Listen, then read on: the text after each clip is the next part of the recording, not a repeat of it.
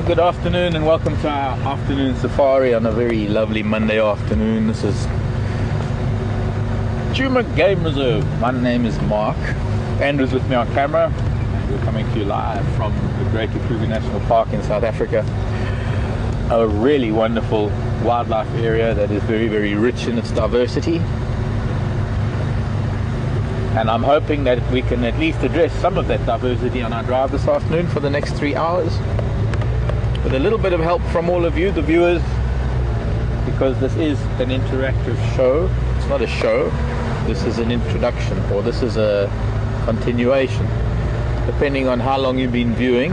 If this is new, this is your introduction to our live drives, and for all of those WildEarth family out there, a continuation of our journey around Djuma Game Reserve. And I hope any of you who are new are going to join us again and again and again, because you're going to find out how fantastic it is to be able to be a witness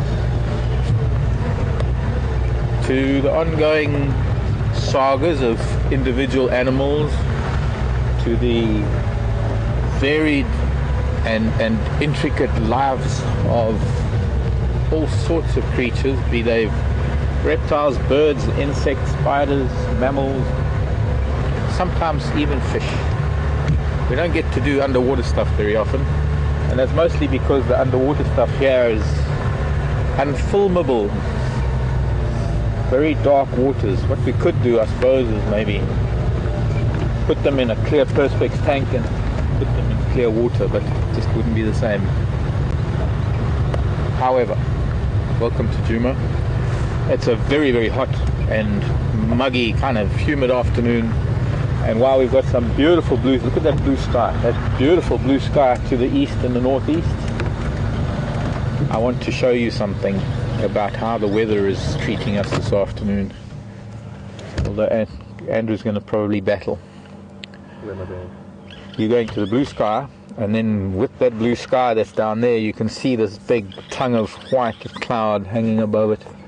And this is the edge of a very big front, very big, actually it's not a front, this is a cell, a storm cell. And we're going to actually go up to quarantine right now. We're going to have a look at that storm cell shortly, because it gets very, very dark to the west.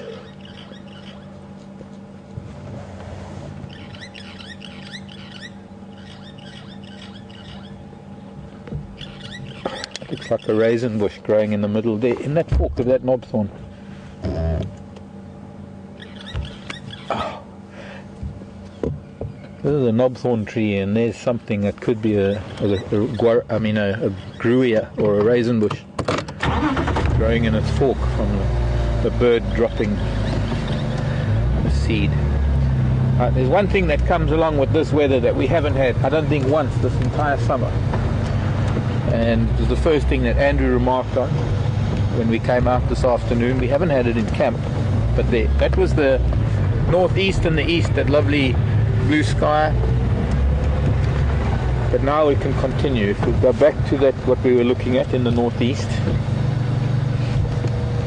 Anyways, yes, so we are inundated with flies at the moment. It's a very good sign that there might be rain.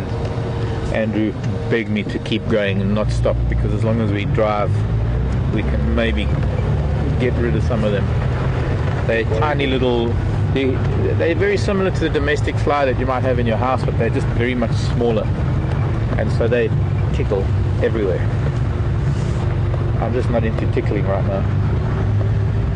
So look at this, we've got that beautiful silver edge to this dark cloud, and then as we go to the south, this is now looking west, we're now gone from east looking west into darkness almost.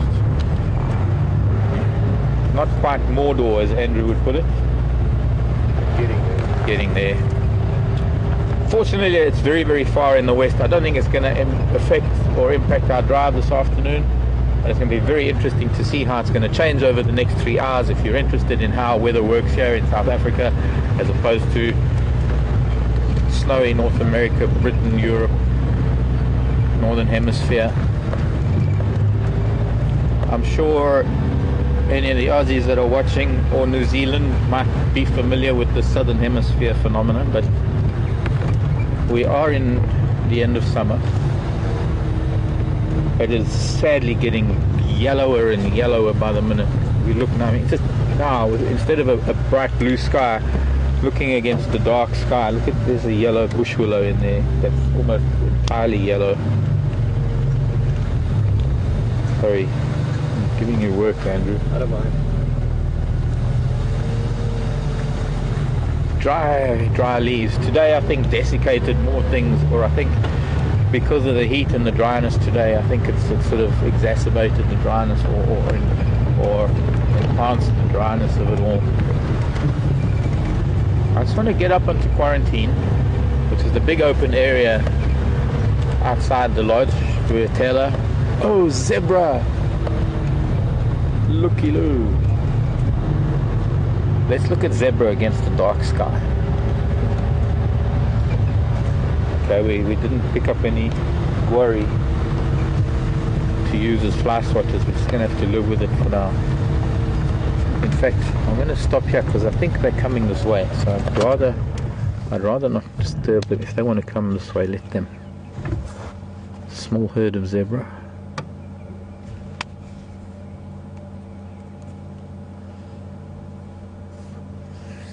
We haven't seen zebra for a little while. There have been tracks.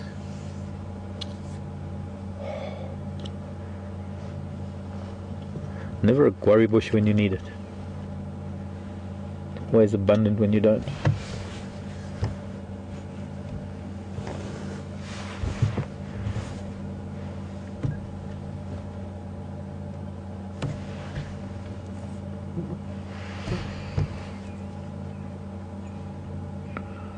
Okay, so they're clearly not coming this way.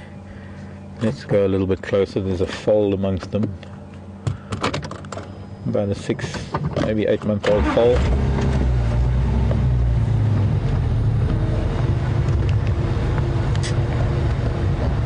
I think we might get some very interesting interaction between the two. I can see the stallion at the back left. I think it's the stallion looking very, very... And there's a youngster that was rubbing against him.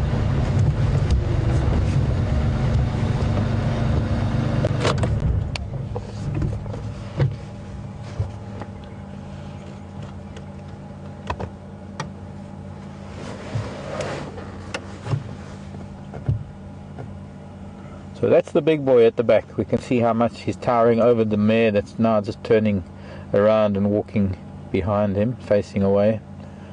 And then there's a sub-adult just in front of her. I think that might be that. I'm just thinking I need to look at him better, but that might be the young colt of that group that we've seen a while ago. There's the big boy. Oh, he's a lovely stallion. Gonna come and say hello. No, he's leading his family. He's decided we're not a threat. I think we might not have seen him coming that way if we'd stopped there. Might have blocked his path, but clearly he's decided to take the children elsewhere. Wow, what a magnificent zebra. He's really handsome. He's like a knight on a chessboard.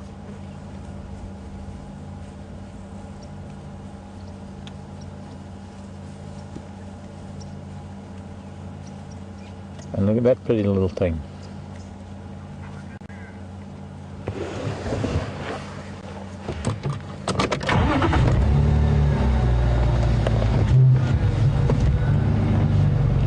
So, time to follow some zebra, don't you think?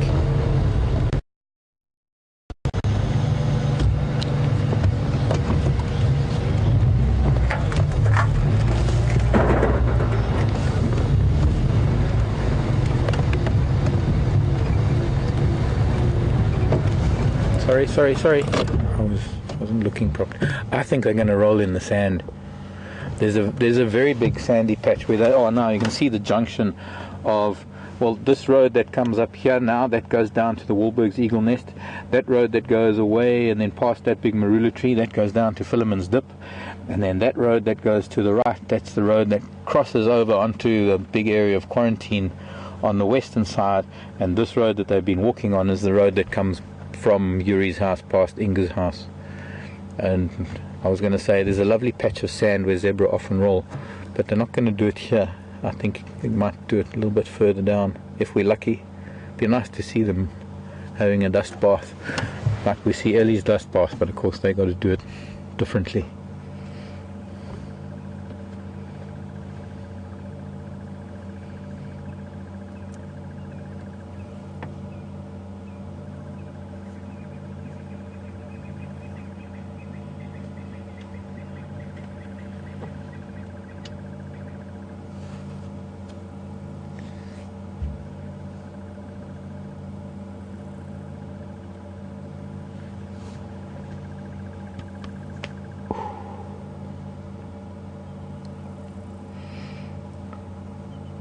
Quite a remarkable view up here looking down towards Philemon's Dip, because we can see all of that bush on the other side of the dip going towards Gowrie Main. In fact, on a zoom, if we get a little bit further forward, we'll go just past these marulas so we can watch them walk down towards Philemon's Dip. Might be a nice idea. But I can actually see now one of the power lines on Gowrie Main, and it'll give you an idea of maybe perspective. We're almost due north of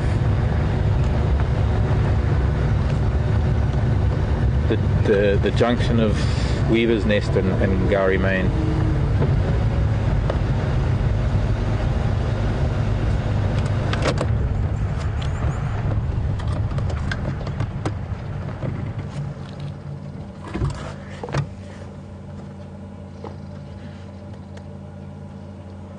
Very interesting question from Ray in Colorado.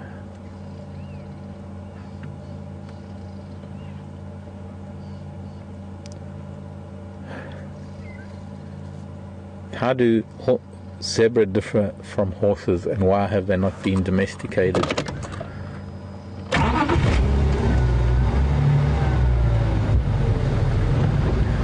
Well, they belong to the genus Equus, so technically they are horses. Why haven't they been domesticated? I think I have to think about it. I have to think.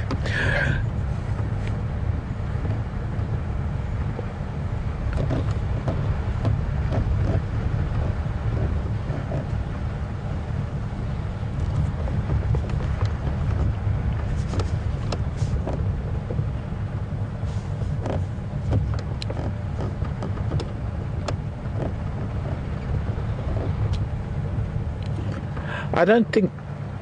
Oh, now the radio comes in while I'm thinking. Excuse me a sec. Go ahead.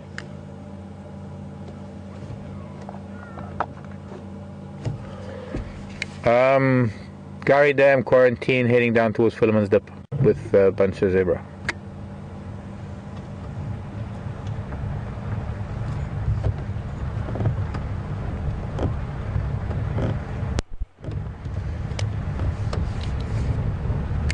Okay, copied.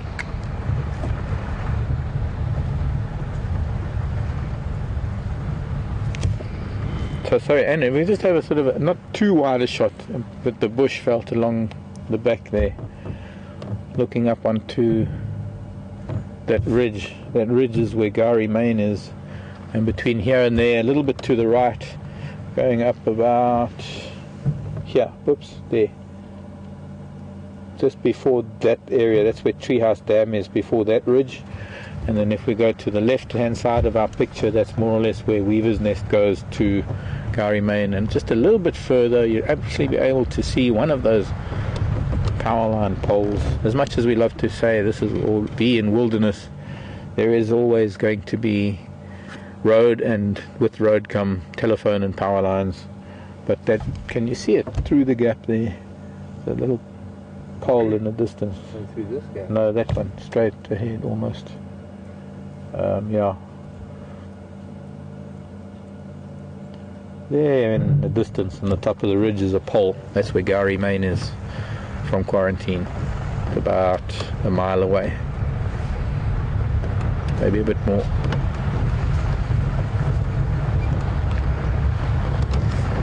Anyway, it's just a beautiful view with the colors changing, it's no longer a semi-uniform green, and we are now going into the shades of orange and yellow, and eventually brown, and then dry.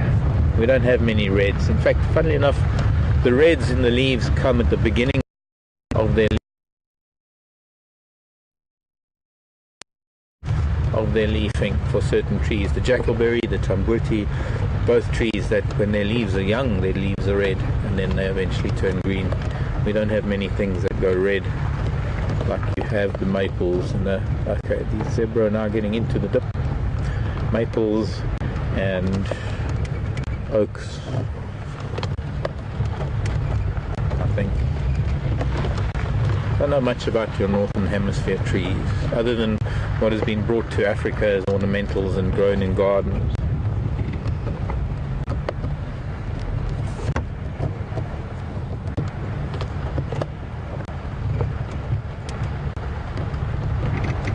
Actually, that reminds me, for a while now I've been trying to think of the silver oak, what its scientific name is, because it probably is quercus, because all the oaks are quercus, or quercus.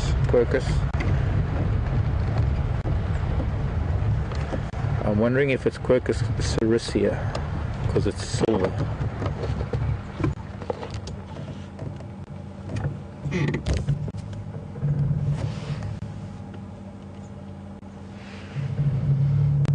So the stallion's gone ahead and he's checking things out, and then eventually the mares will move through. It's a very dangerous area for them.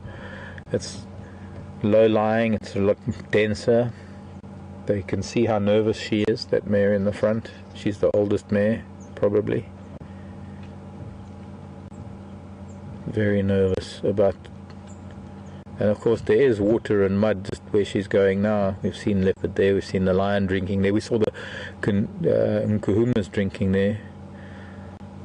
But she's going to take the family in a slight detour, maybe because of that pump house. She's not too fond of that artificial structure. That is the pump house, where there is a borehole and a pump that pumps water to the camp.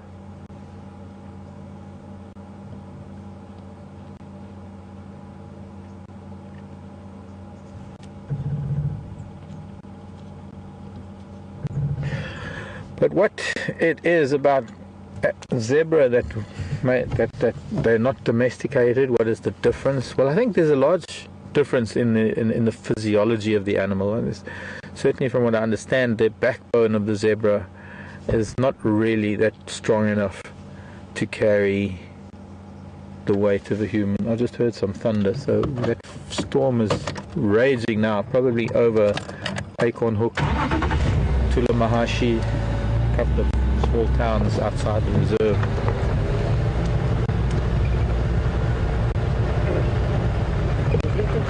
See how that fall went last as well. Yeah. You could see how that mare was very, very sensitive about going through this dip, and for whatever reason it was, chose to take the family through. What's coming into your picture now is the sausage tree, by the way, on the right hand side of your picture. The famous sausage tree of Djuma. It's lovely to hear thunder, even if we might not get any of that rain. This is the water hole, and it used to be a lovely it used to be a lovely little pan. The Ludwigia is starting to battle a little bit, probably drying out. Buffalo are using it as a wallow, elephant as well. A combination of all sorts of tracks, but drying up fast. But the next season, the next wet season, or even if we get a very good rain now, it will be bigger than it was at the start of our last summer. And every summer it's going to get bigger, because every summer when it fills with water, animals like buffalo and elephant and hippo, and yes, believe it or not, hippo, are going to come, and warthog are going to come and take a lot of this mud away and just make it bigger and bigger. And who knows, one day there might be like a little water hole there. It's always kept water, but it is getting bigger than it ever used to be. See if we can keep up with the zebra, because following one thing might lead us to another. They might have gone in. They're out of their element a little bit at the moment. Zebra are not really fond of these thicker vegetated or bushy areas. They prefer open grassland.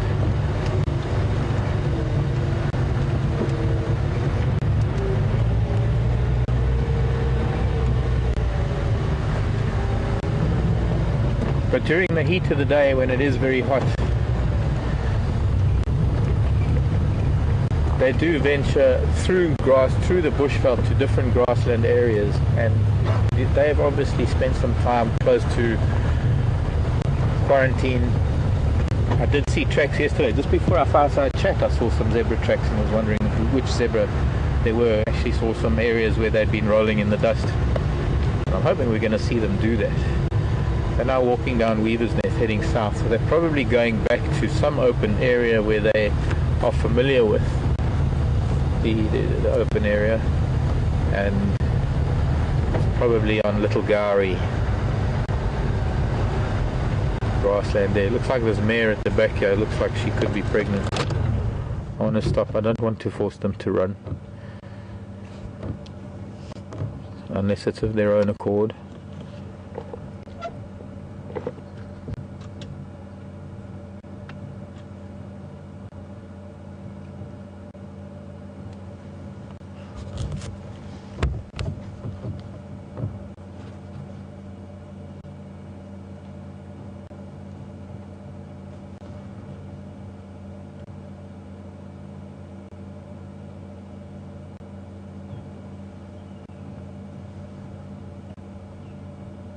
Now, if there are any of you that are familiar with horses, as my friend Pam is, and others who have horses, you'll know that there's a little hierarchy amongst mares, and there has to be an order of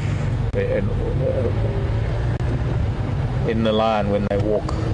It's like when you're riding and you're on a trail. You've got to allow the horses to choose their hierarchy, how they walk. You can't decide as humans where you want to be in the line. The horses have to decide where they want to be. Otherwise, you're in for trouble.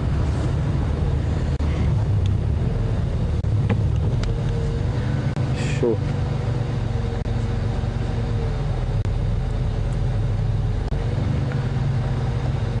And the stallion's relentless. He's just walking, and they want. You can see there's a mare. She wants to graze. She wants to take a bite every now and then.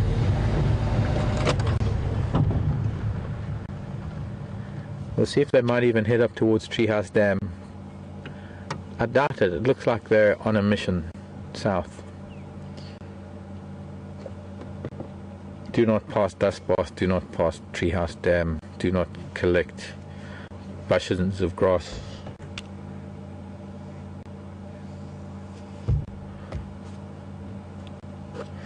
Bonnie. Okay, Bonnie, I'm going to look at that. Bonnie's saying that the stallion might be dragging his right hoof. Might just be because he's hot and tired. Might be a muscle thing. Let's have a look. He's so far up front. They're going to be going through the dip below Treehouse Dam soon, and then we'll be able to see as they start heading up the other side of the dip. We'll just stay with them probably all the way to Gowrie Main. Depends where they're headed. Oh, look, he's heading down. He's turning now.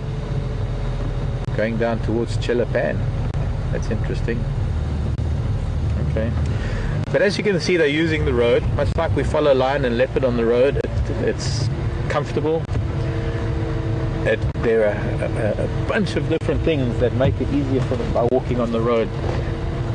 Walking through the bush, unless there's a pathway that they themselves have developed, or it's an elephant path or a path that they can follow, familiar territory, or where they know that there are no pathways.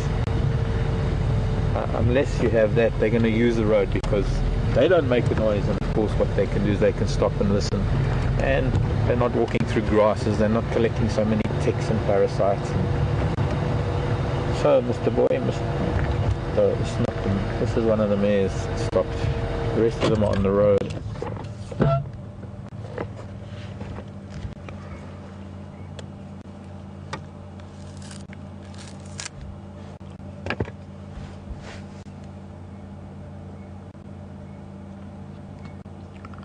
listening to distant thunder, as I am. And I don't know if they're as pleased to hear it as I am. I think they might be. Hey, pretty zebra. You're saying hello to the world right now.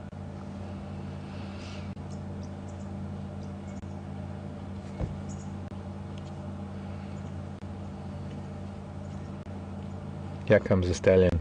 He's bringing them back again. He was heading to Chelapan, and it seems as this older mare. Let me just reverse a little bit.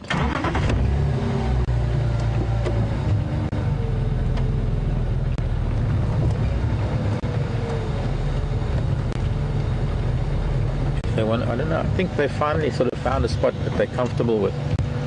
Actually, there's quite a bit of guarri here, and that indicates a different species, a different grass base. They've actually started grazing, so we can stop and observe now.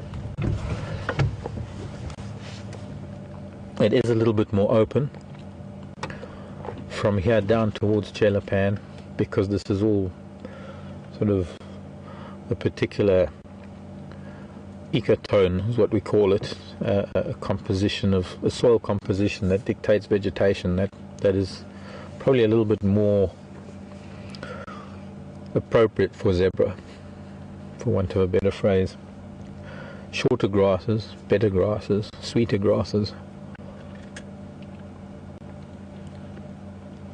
Maybe not so much sweeter as much as palatable. Zebra are not fussy about the grass that they eat. They don't have the ruminating metabolism that most of the other herbivores have. They don't only have a single stomach, as it were.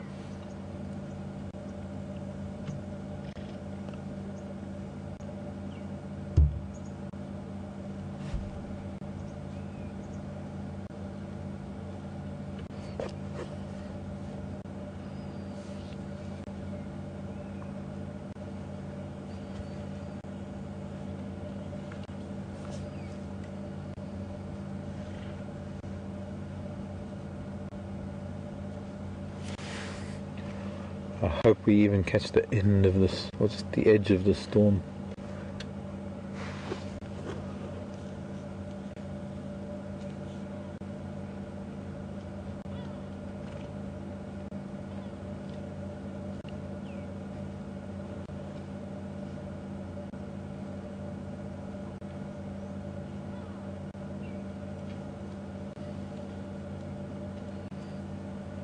Here's an interesting thing to look at.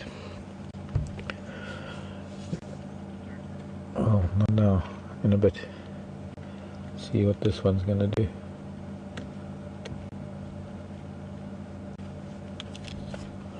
You're going back to Weaver's Nest, huh? Sorry. I knew I might have moved back. Might have. Very pretty zebra. That mare that doesn't have any chestnuts. And then this one that we're seeing now is that little foal, a very high chestnut. No, it's the next one, the next mare, I think. And finally the stallion that comes up in the back. He no longer has a say in the matter. I think they allowed him to lead them until it got to a point where they decided, no, we don't want to go that way, we still want to go south. And so they slowed down, and that mare has now taken the lead. But I have to be honest, it's normal. Most of the time you'll find the mares, especially the alpha mare, the oldest mare, leading them on, and the stallion just could have been through Philemon's dip. They let the stallion lead because that's the likeliest place for lion to be, or danger.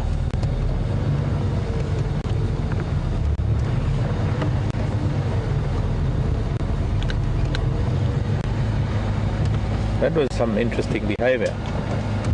He thought he was leading until he turned down towards Chelapan, and then the mares just stopped and pretended to graze. And then the older mare decided, no, it's time to move on, let's go home.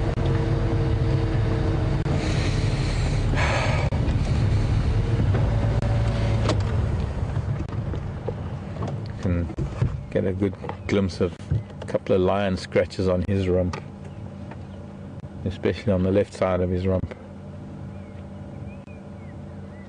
That's a lion claw. Would have torn him open pretty good.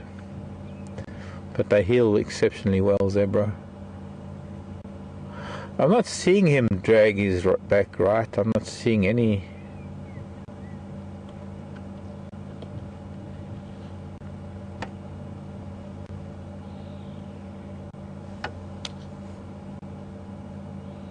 Anomaly in his gait.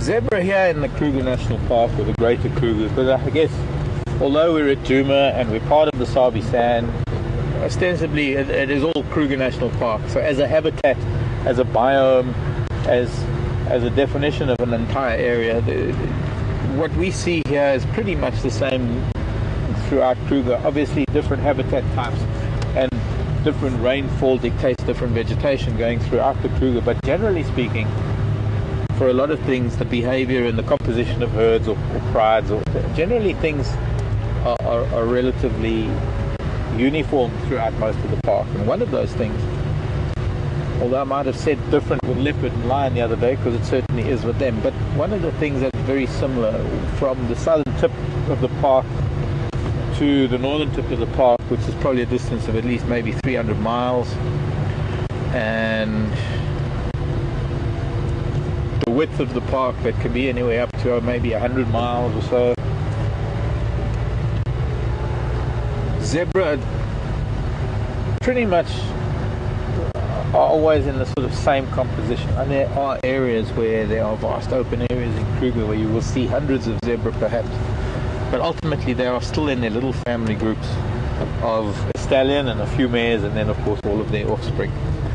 And the fewer the open areas that you get, the more dense the bush the more dense the bush becomes, like we are here in the Sabi Sand, in this part of the Sabi Sand, the fewer zebra can actually exist, because they need open areas, especially at night, but they're grazers and they need the grass.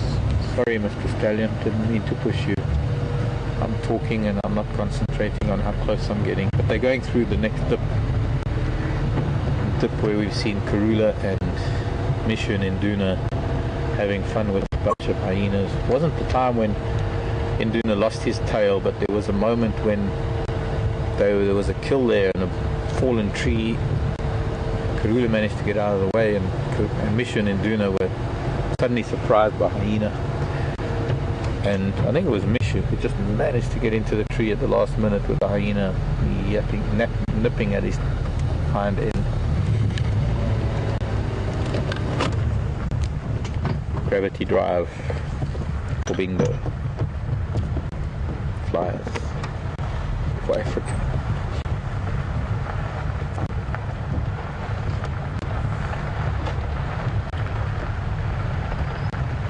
Anyway, subsequently, we're very lucky to have zebra that come through Djuma, despite a really lovely open area like that of Quarantine.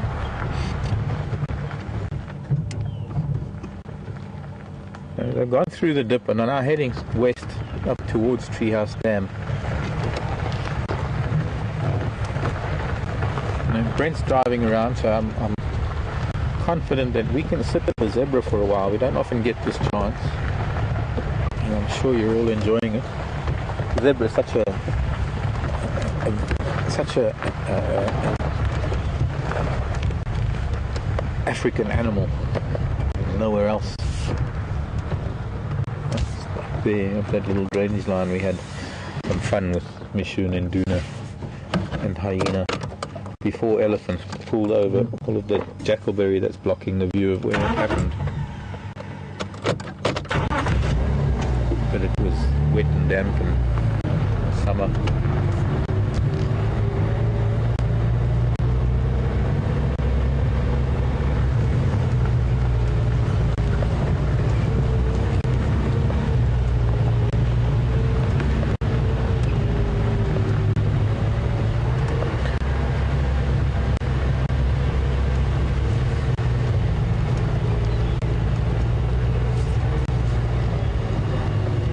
Beaver's Nest carries on south to Gary, Maine.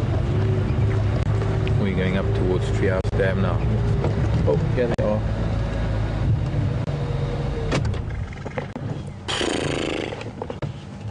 They are still heading south.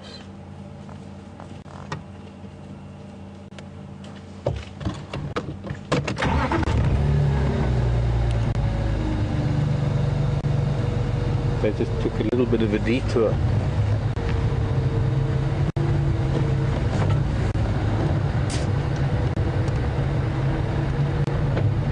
I thought maybe they were heading up towards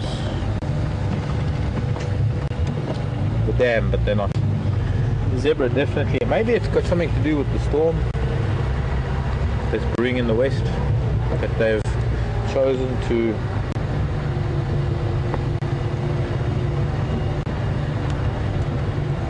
have just such determination to go south.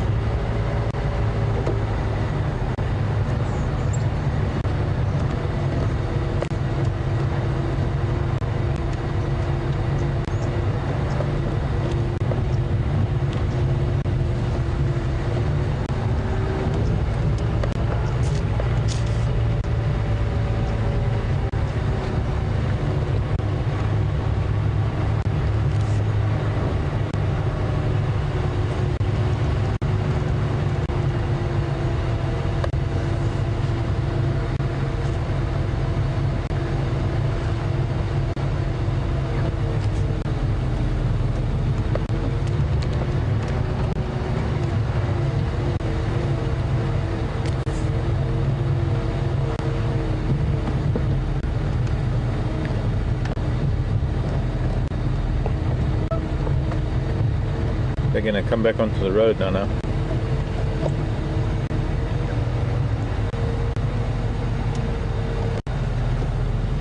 Now means shortly.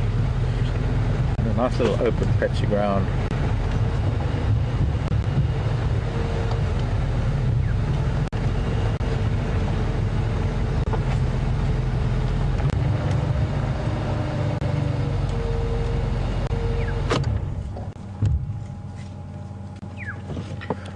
Brachyolina discolor for the silver oak. What did Sharon say, Alex?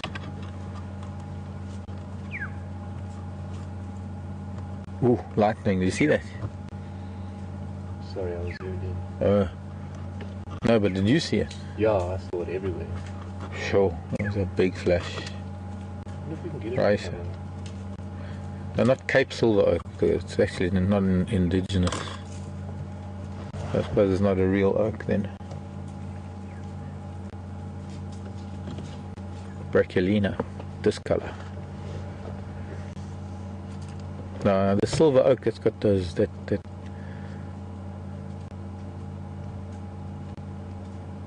and once again the mare is going off of the road for some reason, and I know what it could be. Maybe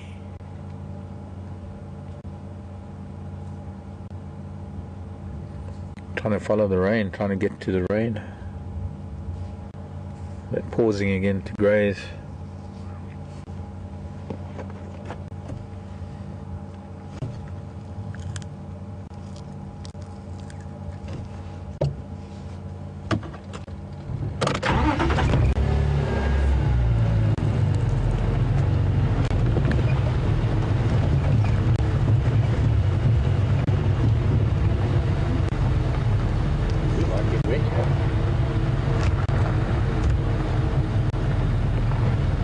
It is spreading further east compared to when we started. In fact, we need to do sort of an update because we started with showing everybody what it looked like, and now it's just so different.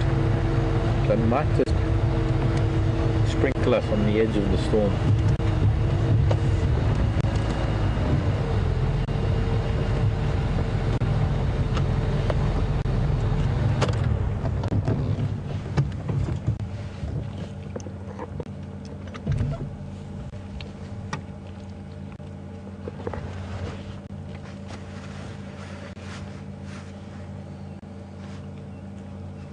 As they walk, they come off the road a little bit to do a bit of grazing, and then they continue this journey south.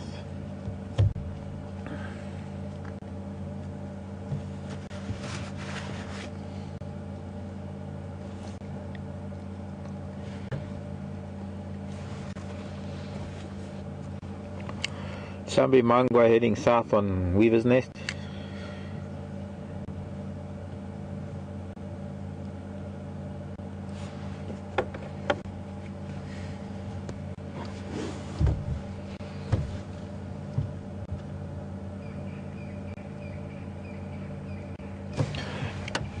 Now is the time that we get to see a little bit of why markings are the way they are. I'm still with the Mangwa on Weaver's Nest heading south.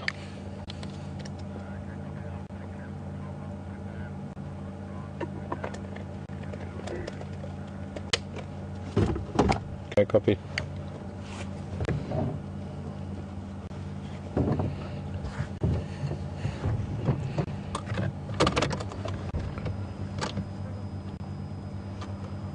But there was some very interesting behavior there right now. That lead mare stopped and she focused her ears forward, and from being a follower of the herd, now we can get to see, and unfortunately they're going off the road again, maybe to graze, who knows, maybe they're going to cut through to Twin Dams or something. And it seems my guesses have all been wrong, because they've got a mind of their own. They know where they're going and they know what they're doing. I think they're just coming off the road a little bit to do a bit of grazing. I think what that does is it helps them to concentrate on what might be ahead of them, listening to sounds. And then when it's time to continue their journey back to wherever they're going, they head back to the road. There's a very dense knobthorn and tambuti and guarri area. It's almost borders a little bit of open grassland where they're going now. So no doubt that they'll probably come back into the road. But that front mare stopped and she heard something, and those ears went forward, and it was almost instant that the others stopped. But not so much because of, they didn't stop because of the positioning of her ears, but what it did do is the positioning of her ears allowed them to see where she was listening so that they could focus their attention in the same direction.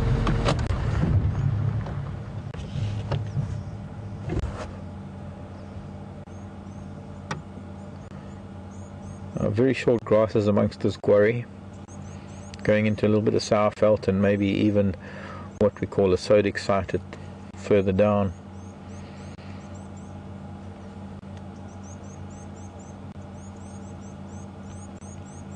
And that foal's actually drinking. If I go a little bit forward, you just see the rump of the mare, but if I go forward we might get to see that little foal actually drinking.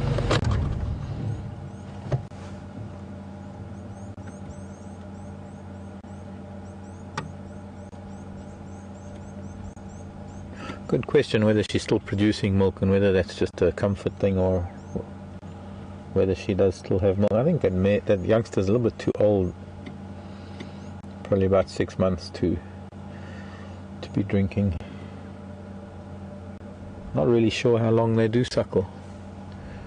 I think like everything else, it varies.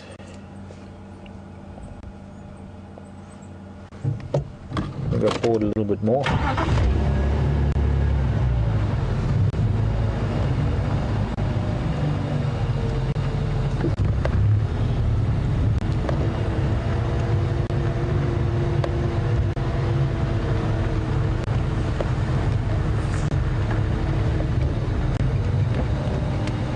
And unfortunately at this point I'm going to have to leave them be.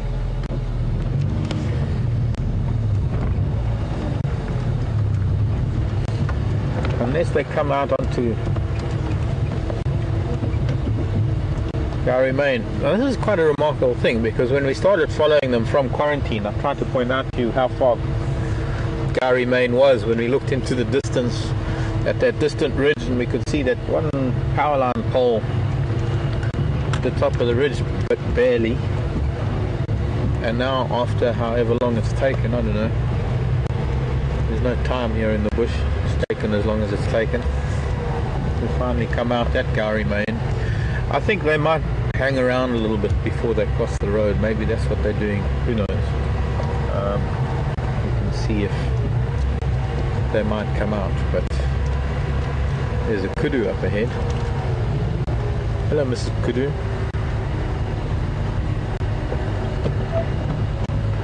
What did you say about the lightning and thunder and change in weather? What is that oxpecker on its back?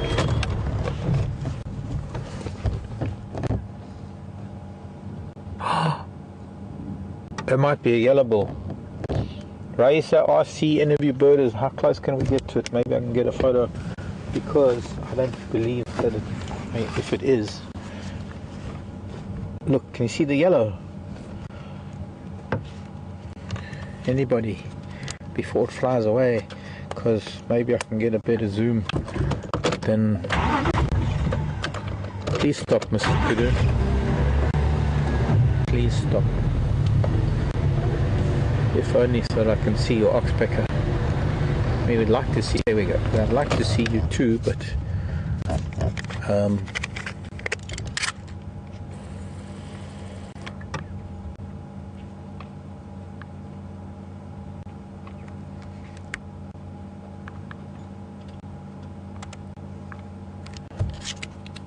she's also cautious.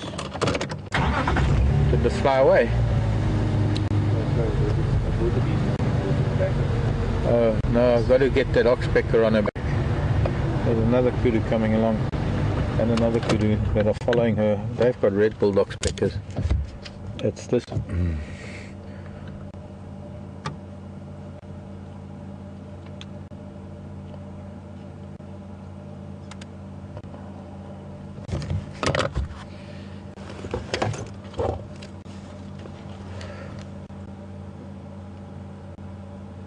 No, they're red-billed.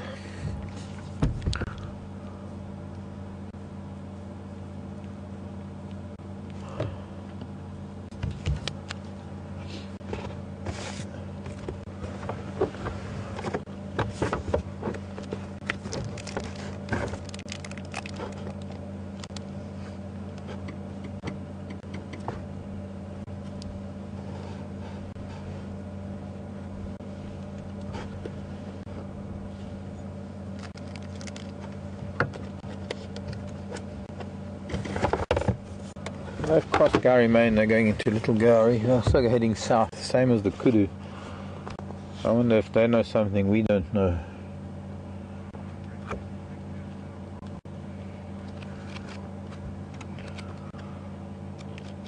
Well, I'm going to wait here and see if the zebra come out onto Gowrie Main and see what, maybe what, just quickly we can have a look at what this cloud has done.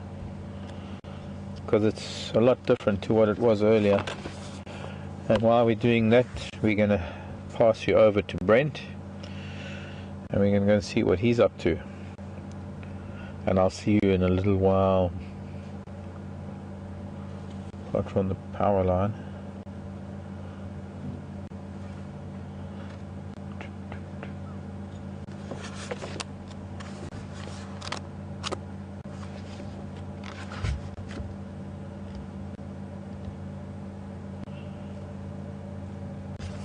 Those I'm sure were yellow-billed oxpeckers. I'm pretty sure, positive.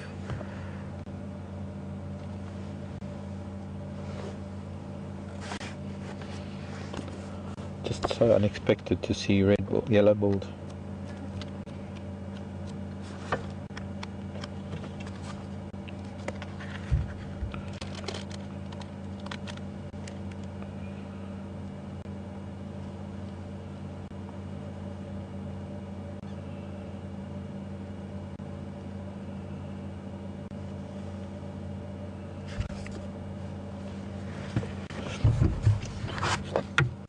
Kudu.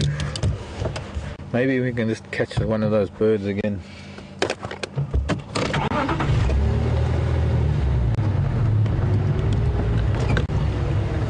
Line tracks crossing, heading straight south from here. There's a boy, it's a kudu boy there too. Can't go any further, but as far as I can go. But that oxpecker on that kudu female's back is definitely a yellow-billed oxpecker. Much as the other one was on the other kudu.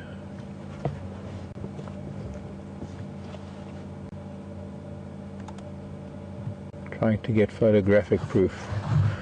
But any of our birders out there, any comments? And I know we can't really see very well from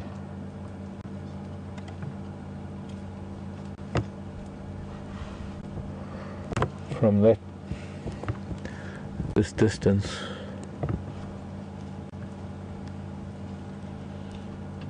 Right, well, let's go.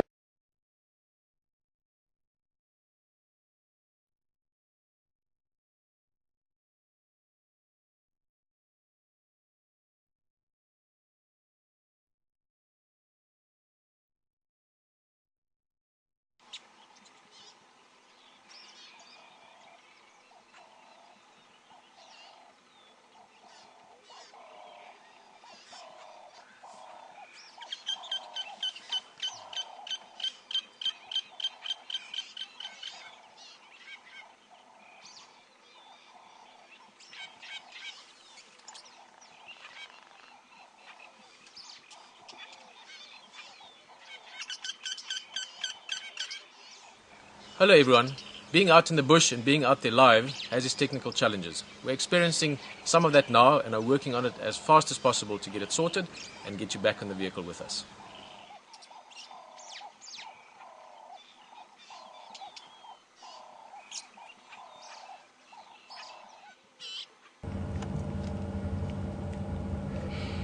Okay, I'm going to head on and we're going over to Brent because he's got another fantastic browser that we haven't seen for a while.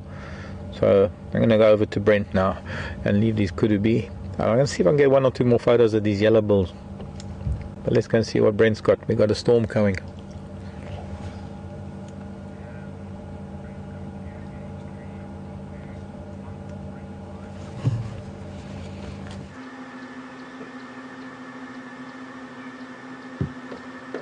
Welcome, Brent here. I got Brian on me with camera. We just found a female giraffe. Of course, as soon as we cut across, she moves into some thick bush. I'm going to just move forward, see if we can get a better view. We're still, for the update for the rest of the afternoon, we're still hunting for leopards. Had some tracks at about 20 to 9 this morning. That's not very nice view, giraffe. That's about the best we're going to get, I think, at the moment. I'll just sit with her, see what happens. And check that area again. Leopard hasn't come out of the block. It's a big block, so we've done a few loops around that block. We're probably going to head back into that area again. And there's a big storm on the horizon. Lots of lightning around. Incredible sheet lightning a bit earlier. Always nice to see giraffe. Don't see them too often.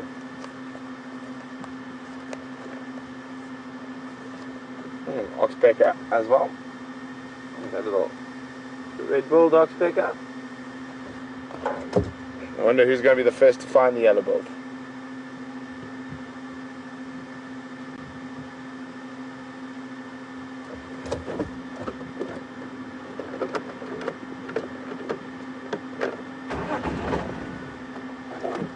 Yeah, Mark, those are the tracks I followed this morning.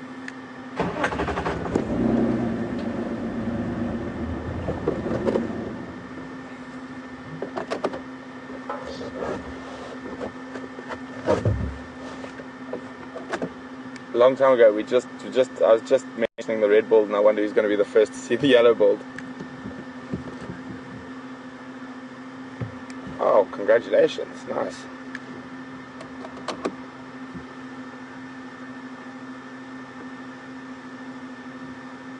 Oh, what's the giraffe listening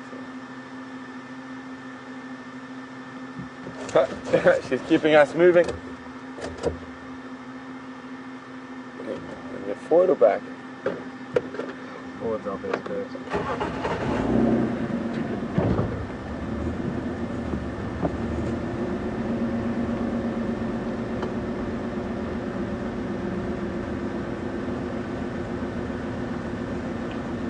top of that bush. You can just see her horns through the top of the bush.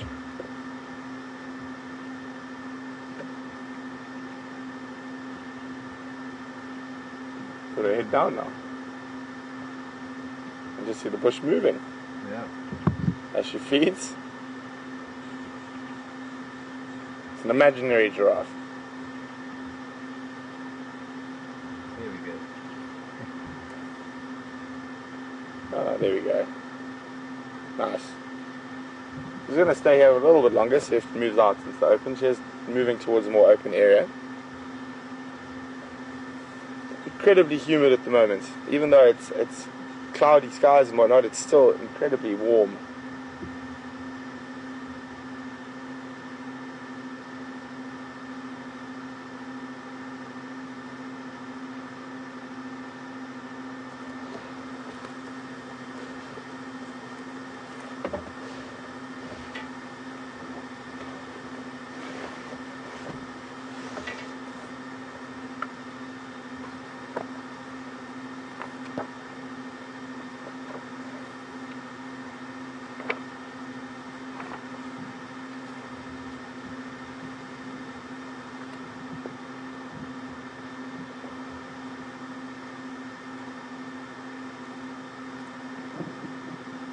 Maybe we can hear some of the thunder.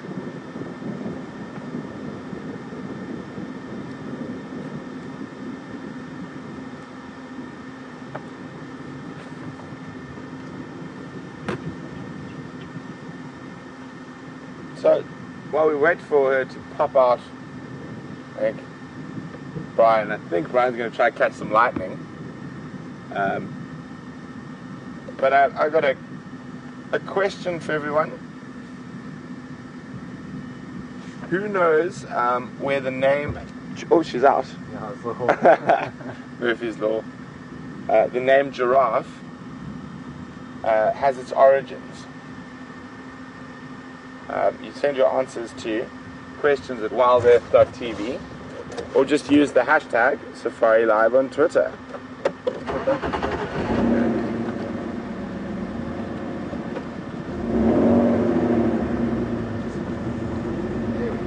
Oh, there we go.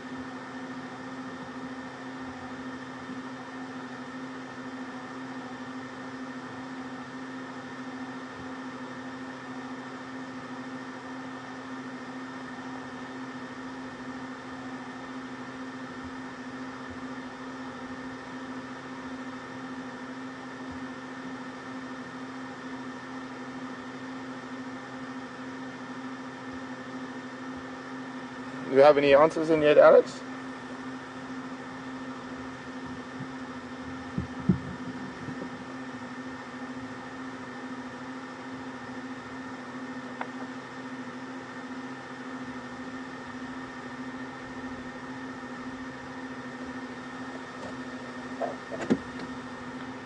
Nothing on the origins of the name giraffe.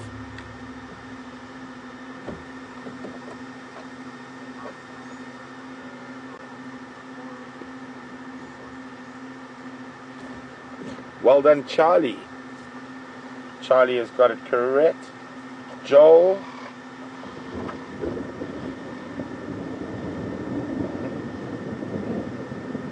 The name giraffe appears to be derivative from the Arabic word zarafa, which means the one who walks swiftly. Is that? Wow, that is quite ominous.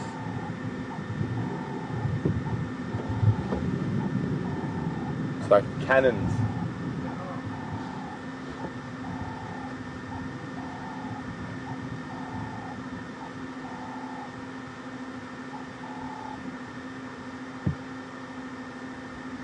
Also, Sharon, Elaine and Kathy also got it correct.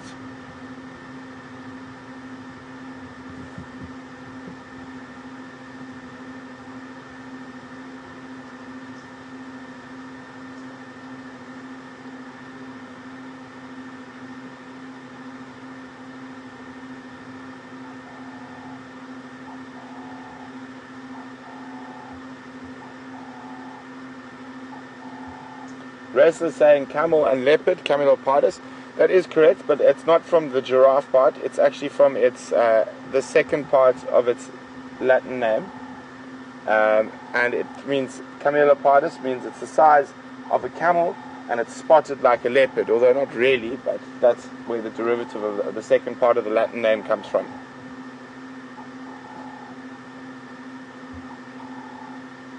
And the earliest known giraffe fossils, or giraffids, because they weren't true giraffe yet, were found in the Miocene deposits from about 22 million years ago in Libya. And there were 2 species described from them.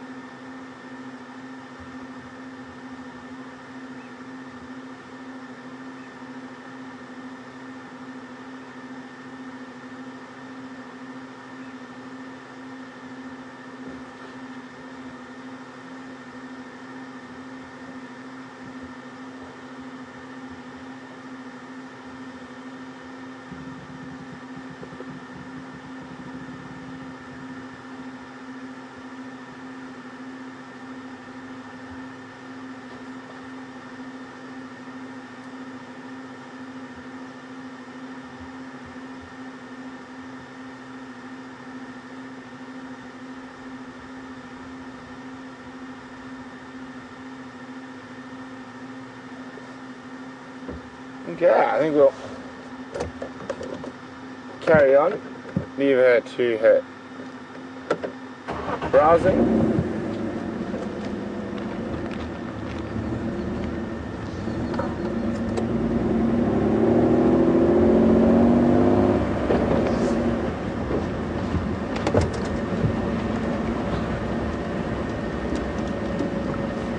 Just going to turn around here.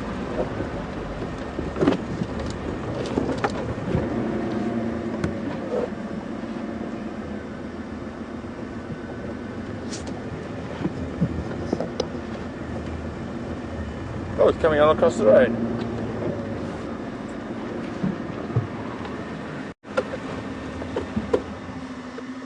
All this. Let's see where she goes.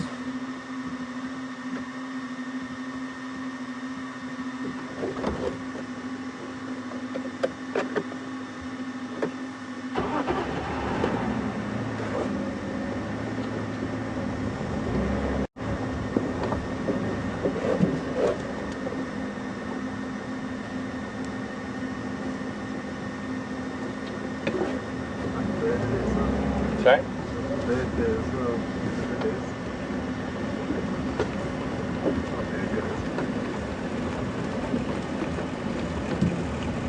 Oh, there. Oh, the redback shrike. No.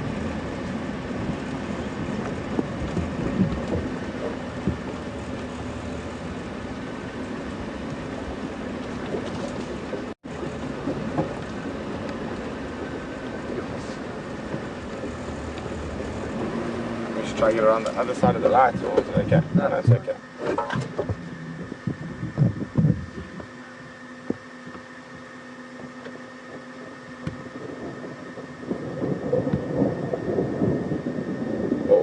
Look at her tongue there, guys. Isn't that amazing? How long the tongue is and how she reaches. Yum, yum.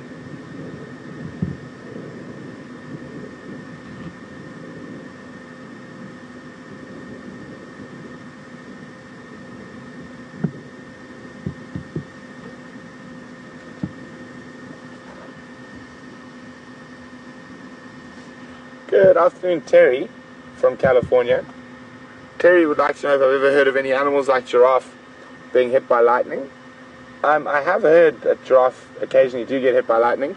I've not 100% sure where in the whole story about it, but in the Busanga Plains in northwestern Zambia, I was watching a buffalo bull that got hit by lightning in the middle of a plain, which was very quite scary because we were about 50 meters away from the buffalo when it got hit. Another giraffe. Oh, Straight ahead. another giraffe. There's 2, 3 we can't really see further back that way.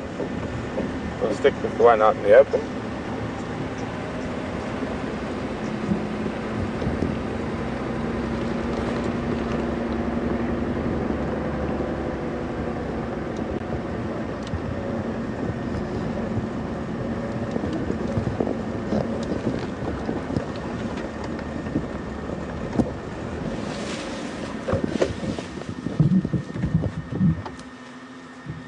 Heading back to where the other ones are, or we're going to head around us.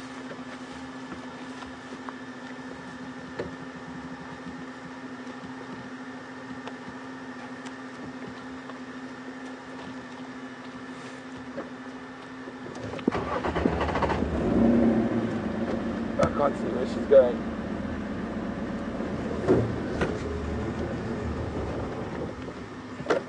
Down the road.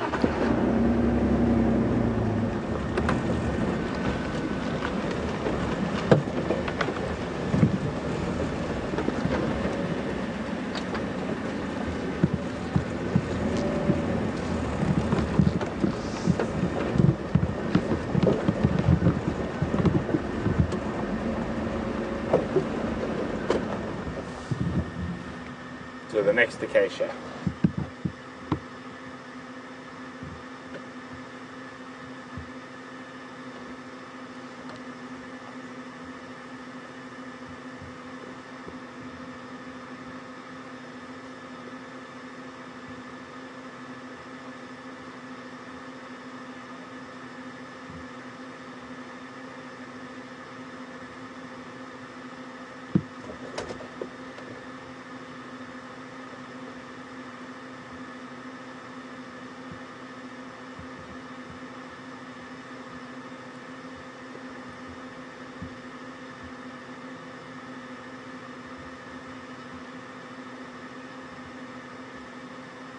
Such elegant animals.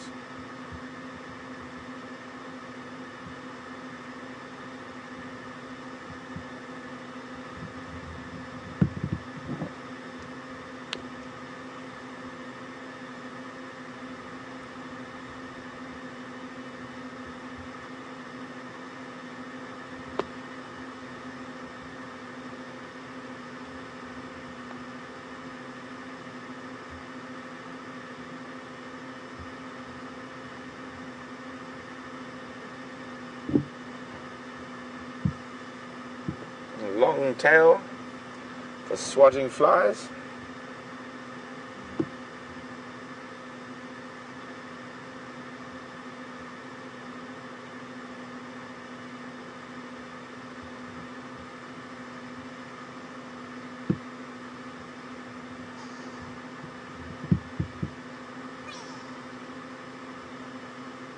Good afternoon, Kathy. Welcome on Drive with us this afternoon.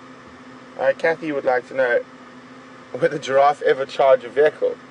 No, they don't. I've never even heard of them ever being aggressive towards a vehicle. And they do have, and she would also like to know if they have any favorite food species. Generally, one of their favorites is the different acacias.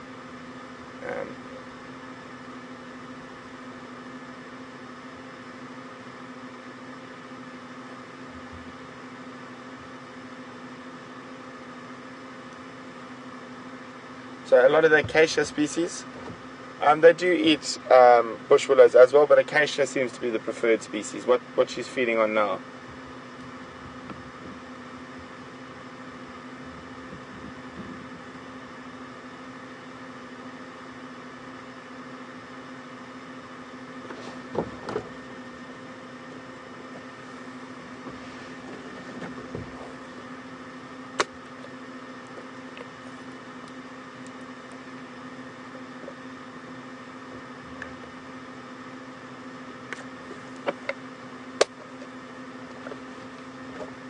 Okay, well, let's leave the giraffes and see what else we can find.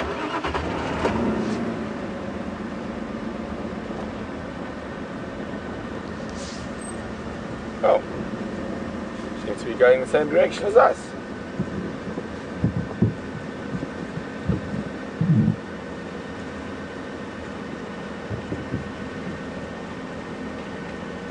Well, it could be a very nice shot if she walks down the drainage line. Very interesting shot.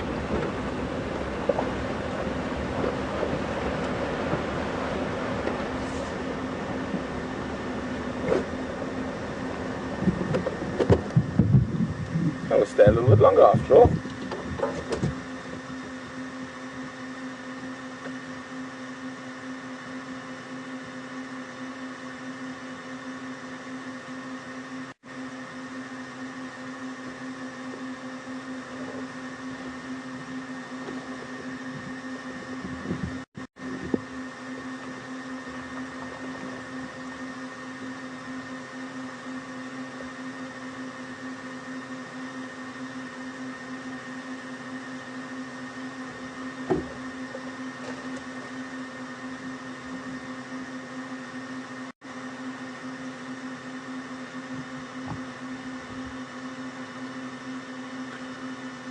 Good afternoon, Ellen from Maine. Welcome on Game Drive with us.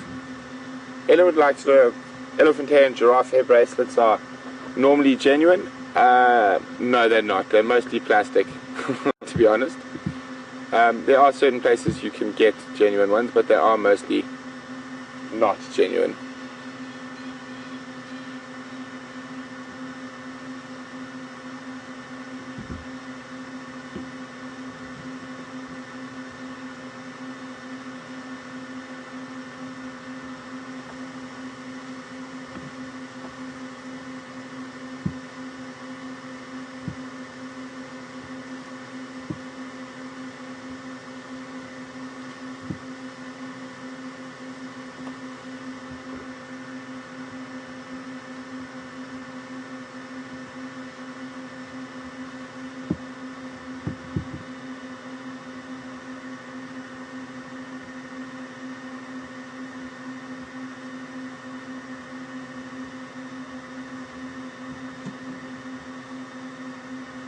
Looking back to where the other giraffe are.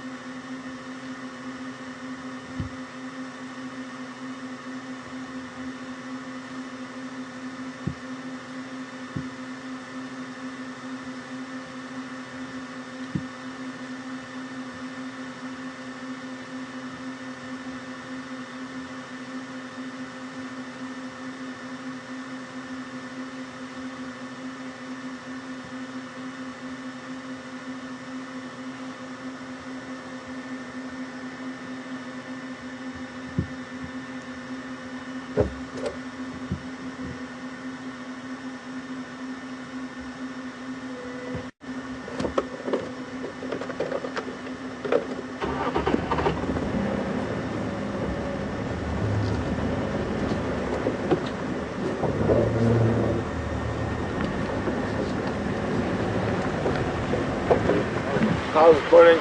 Oh, evening. Oh, wow, Yeah. that's like that. Cool, right? What's the update on this? No idea. This like, yeah, is he moved or I can't find any Gonzo outside, so. Nah, I mean, someone's.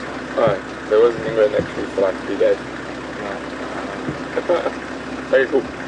Cheers. Yes. Oh yeah, should we leave the giraffe and go see if we can find some leopards?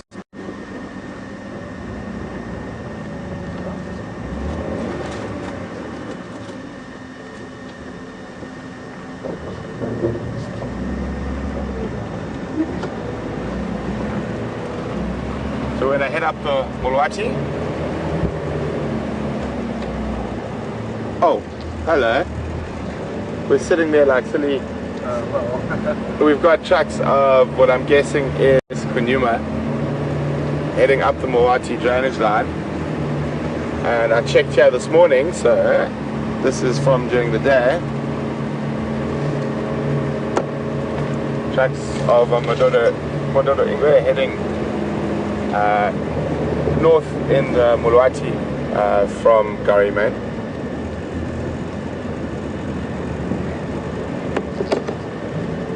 Went up here. Trucks went up there.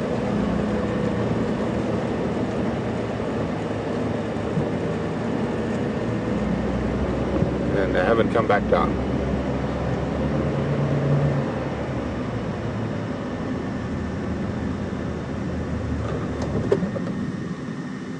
Just gonna have a quick little walk on top here.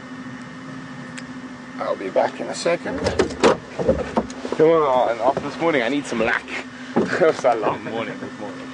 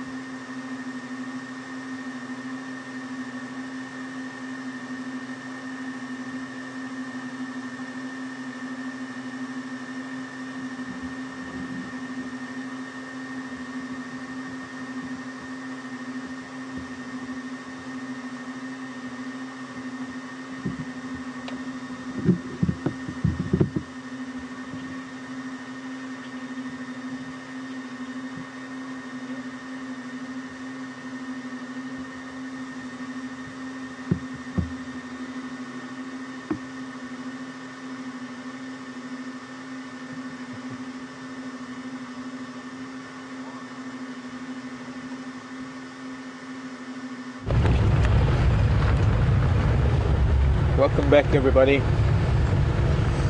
and I'm driving into a storm, so we've got a most beautiful thing happening. I'm charged. by an electric storm that's blowing over in the west, and I'm trying to get to a patch of Arathusa. Oh, hello, little steenbok. I didn't see you, child. Sorry.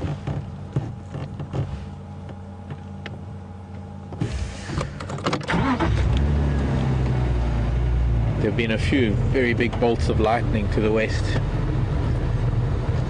Just to the northwest of us, looking out over this is the southwestern corner of Djuma, where we are right now. Beautiful orange sky.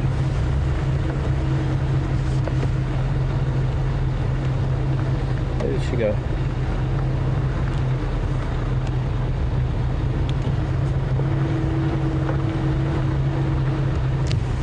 She went. The female steenbok. It's an orange glow of sunset, and I think we're going to head towards an area of Arathusa where we're going to get a beautiful view of the storm that's brewing. It's a unique opportunity to see it. And in the north we can see the round edge of that storm cell that I showed you at the start of drive, and how far it's moved. It's moved way over to the north and the northeast. And there's just that little patch of blue sky in the north now. The rest of the sky is getting dark. It's getting fun.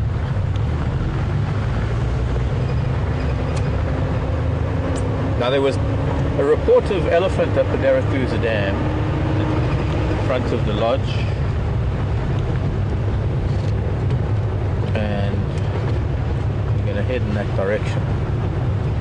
But I've got to time it right, because I've got to see whether this lightning and thunder and all of the storm that's ahead of us is going to carry on to the north, or if it will swing this way.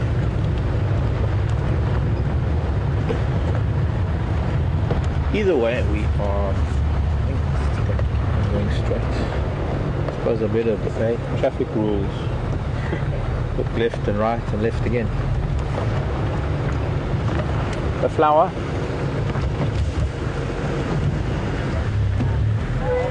Good, and you?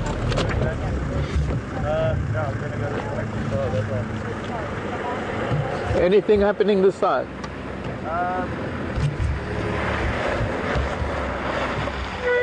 I think it's just one ingwe on Central.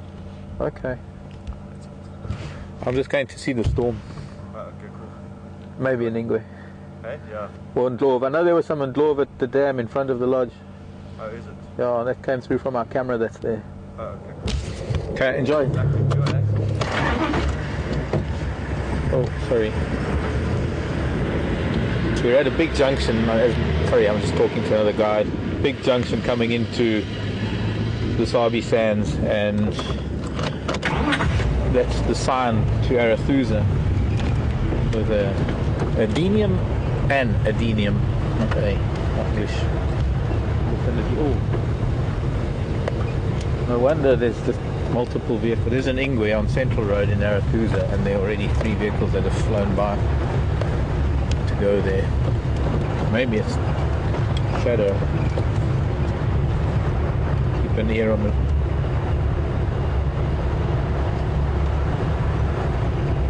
Keep an ear to the radio.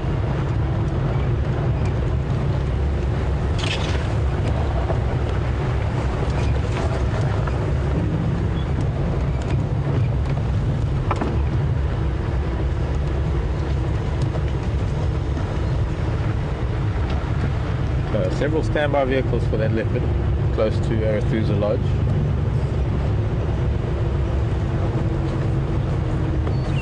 Keep an ear on the radio, maybe we'll get to see it if we're lucky.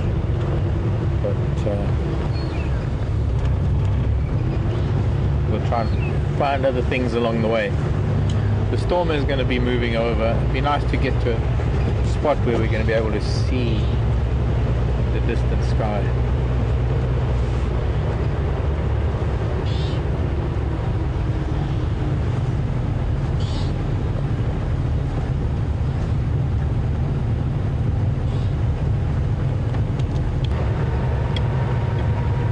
There's going to be a little while before we can go to that sighting, and in the interim I want to see if we can find those Ellies, but we're also storm chasing. We're edging around the back of the storm, and I hope we're going to get to a certain spot where we're going to be able to see it quite nicely. It seems that the lightning's abated. Yeah. I think the peak of it is past. As I said that, I better not preempt things there. Well, we're now driving towards the airstrip. Maybe we'll catch a bolt of lightning.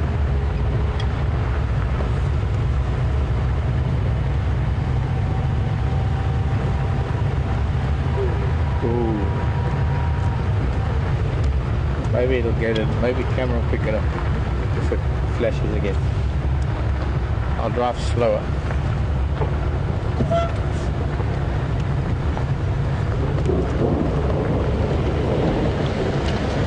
Hello. Good, and you? You're good. Very good, yeah. Hi, everyone. Hi. Oh, fantastic. I know, and the sky and the storm and it. I love it. Are you also charged? Yes. Oh, yeah.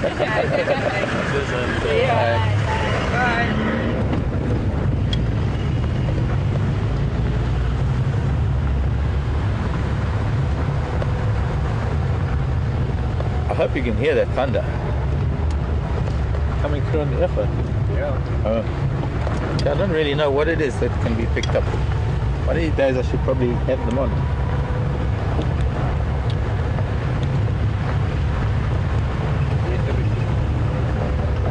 Rumbles of thunder. It's not a very big storm. I think most of it is hitting Acorn Hook. By the looks of things, it's probably about anywhere from 10 to 15 kilometers away, and it's probably about just as wide, maybe a bit wider. No, maybe not that wide. There's a column of rain that's off to our northwestern side now, right there where sunset should be.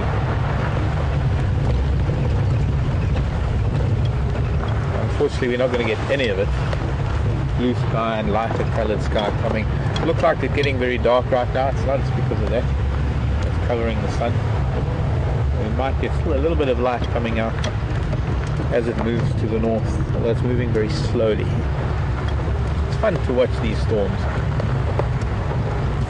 I just wish that I could watch one come over our way. It's one of the most amazing things to do in the bush, because they don't happen that often, as often as they did many decades ago when I was a kid. I was guaranteed to have afternoon thunder showers.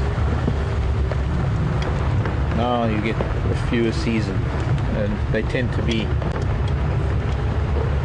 either very narrow and isolated, or there's just a lot of water in a short amount of time and it's too much for the ground to soak up. Feeling one or two drops, but I'm not worried. I don't think we're going to have any drops.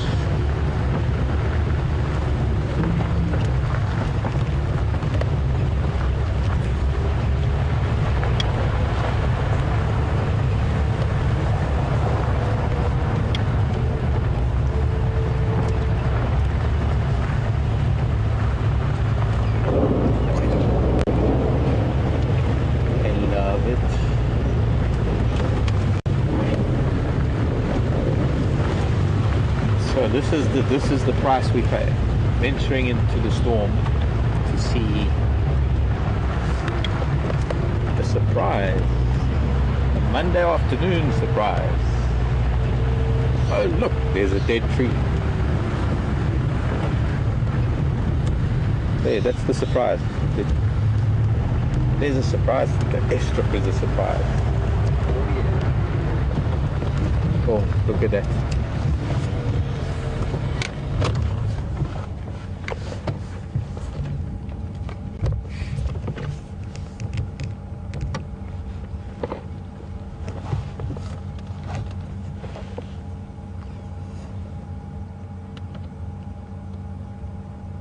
Oh wow, yeah, there's going to be more there. You can see there's a dead marula tree on the bottom right of your picture in that orange sky and that little bit of brightness. There's actually rain falling directly behind it, quite a lot of rain actually. But that's just the edge, because to the... oh, my screen went blank. Did it? But it came back, no, it came back. But on the left is where the main storm is. You can see how dark. As you go left into, there's the column of water that's coming down. Getting a few drops.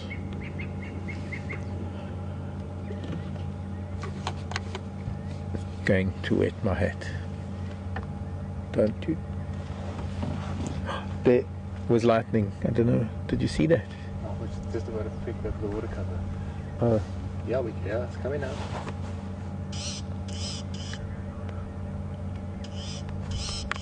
Awesome. Well, this is the best thing to do until we can get to where we're going to go in a few minutes. We can't see that sighting yet, but we're going to get there. We might have to cover everything.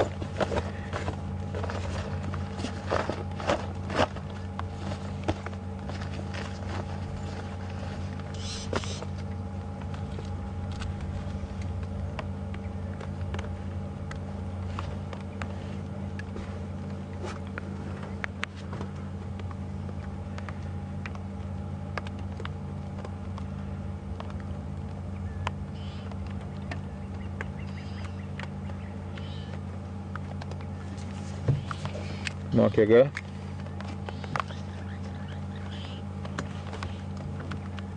Okay, copy. We're just filming the storm on the airstrip at the moment, so anytime.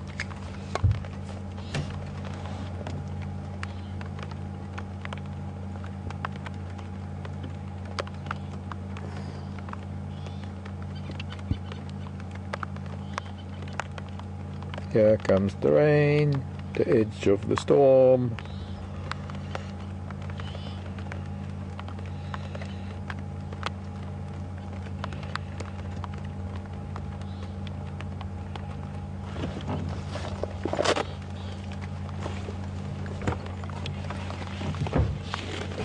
The rain cover on.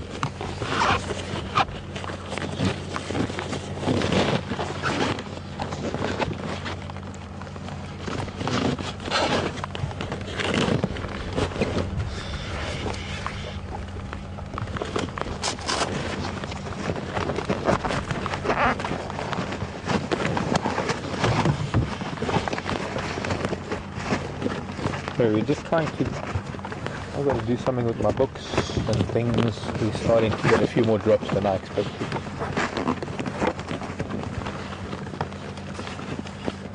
So while we're watching this wonderful storm,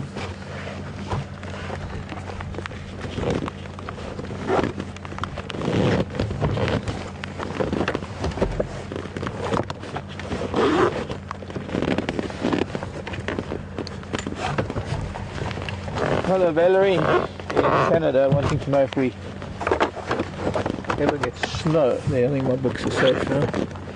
Camera, phone. Do we ever get snow? Not here, Valerie, not in this altitude and not at this in this part of the world, no.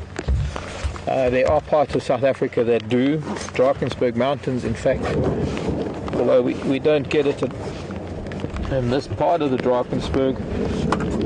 There are areas of the Drakensberg further south and mountains of Lesotho, which is another small country within South Africa, country within a country.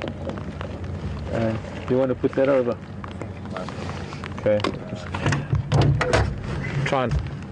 Well, I'm not going to be able to talk because it's going to make a bit of a noise. Excuse me, Valerie. Let me just angle this forward, then we'll have to drive forward. Yeah. We're just trying to get our cover over everything. Oh, it's dusty. Wow.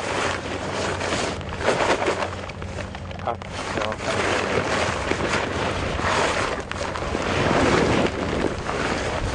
Okay, that'll do.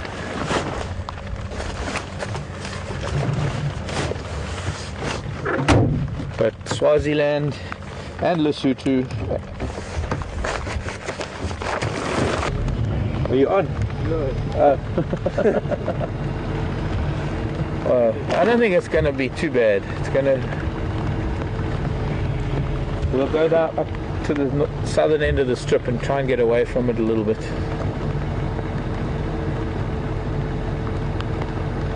It is moving north, so if we just get to a bit more to the south. Andrew's just securing things. Trying to talk and trying to listen at the same time and concentrate on what I'm saying. Mountainous areas, yes, down into the Western Cape as well. Winter, particularly sort of late winter, July, August. Oh my word! I don't know. I hope you saw that, folks. I don't know. I think the camera was pointing in the. It was almost extreme lightning.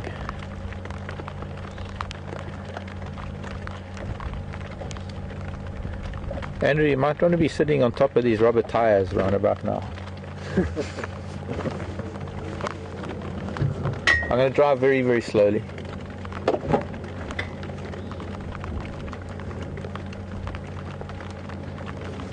The drizzle is wetting my hat. It's going to make my hat dirty. That's what hats are for, I guess.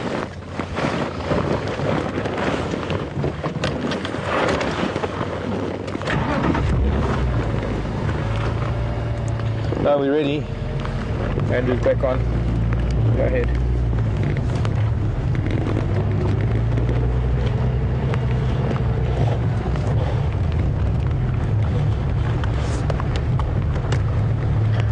Derek in the UK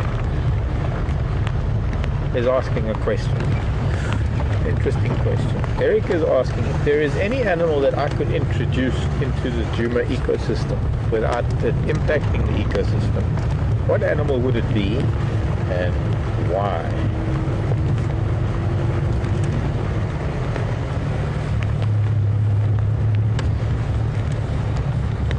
Oh, hang on. That's me. Someone's calling.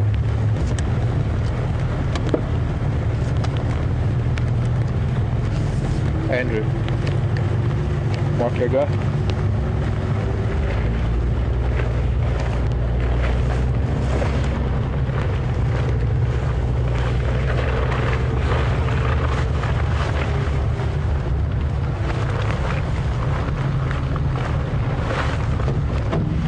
It's not going to work. We can't. We're going to have to either get wet or shut down. But I can't. We're going to. Yeah, go ahead. I'm on Central. I'm getting to Buffpan, coming on, or rather airstrip coming on to Buffpan now.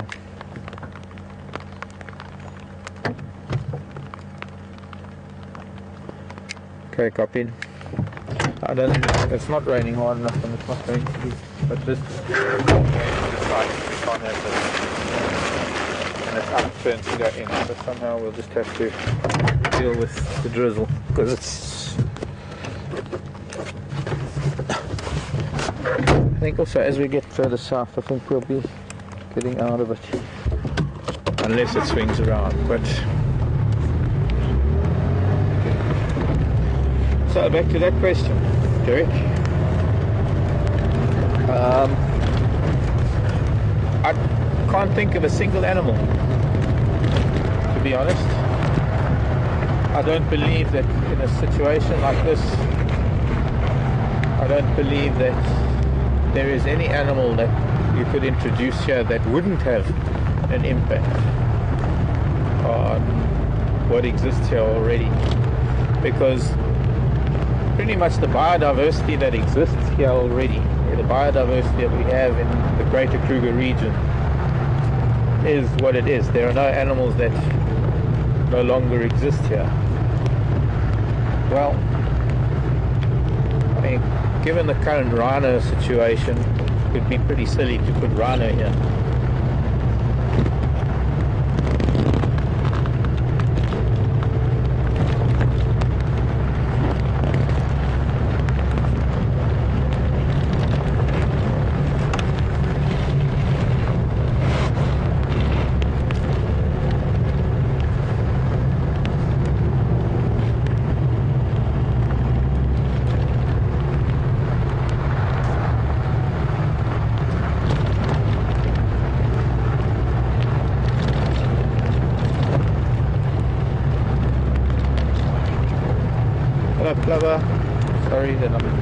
breezing past you.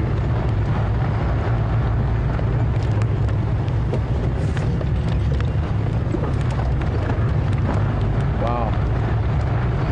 Coming around the back of the storm now, actually. Might be still a few drops. I think this is central.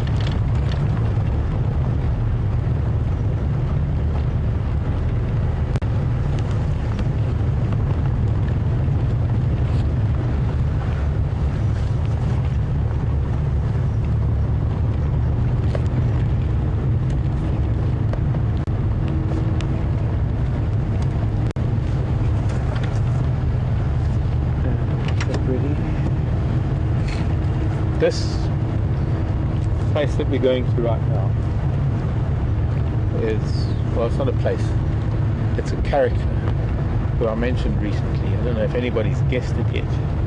We were talking about not giving it away. Could be a waterbuck, could be a warthog, could be a monkey in a tree.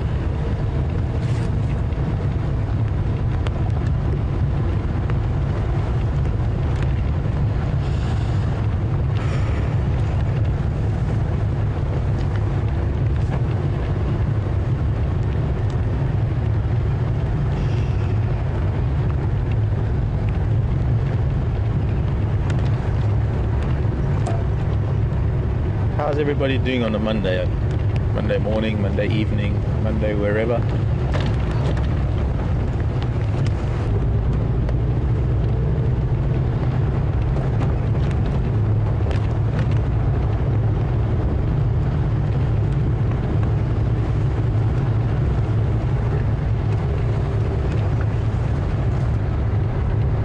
That would be in the limit of our signal.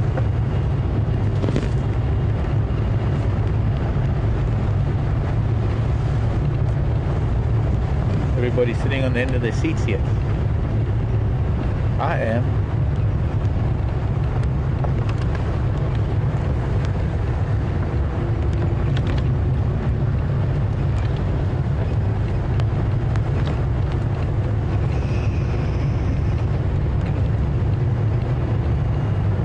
Torchwoods, big marula trees, big cluster leaves.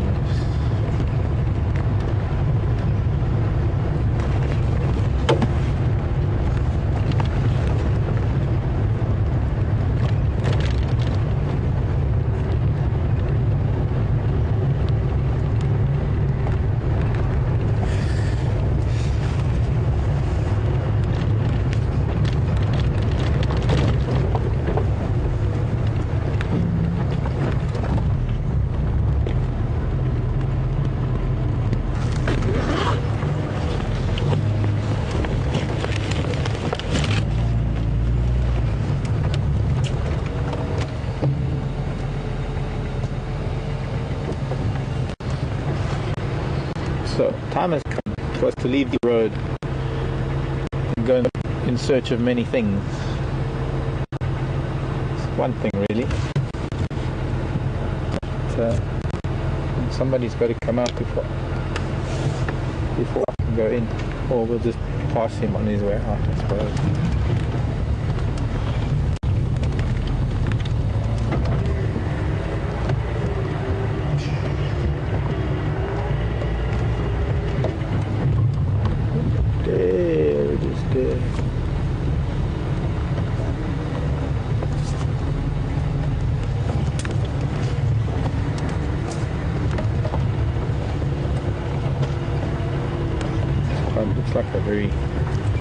thick tree.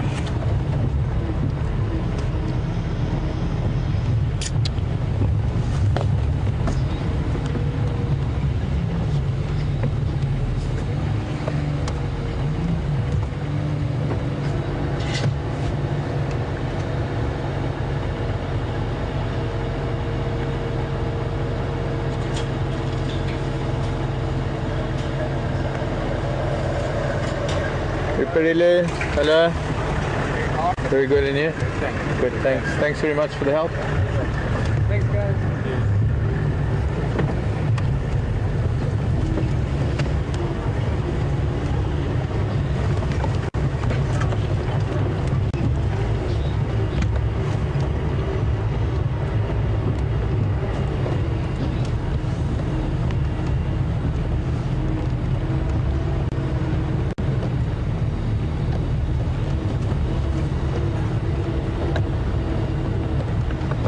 There we have a surprise for you. A cat and a kill in a tree. Gosh, goodness me.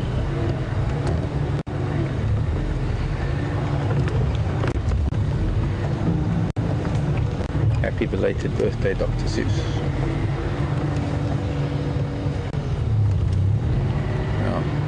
Find a place to film from.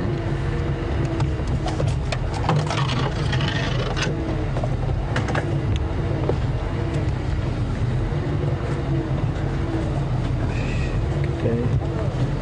Hey. Poké Lumko. Very good, and you? Hi. Yeah.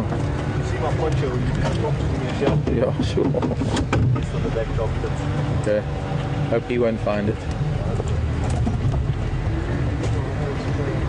Not to worry, we'll sort it out.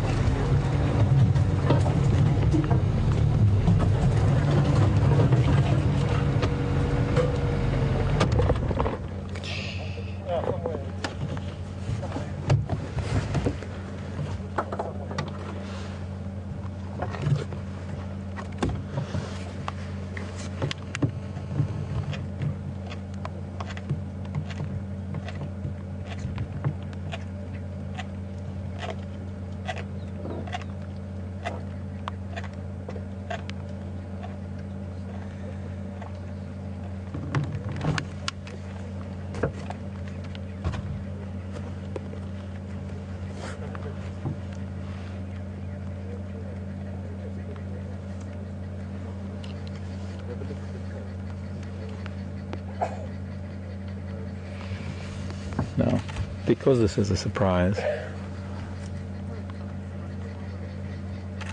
and probably a very nice one at that for all of us, more so for me, maybe, I'm going to leave it up to you to tell me who this is. It's very difficult because he's given it away. Yes, it's a he, it's a boy, I believe. I've never seen this cat before, so it's quite new.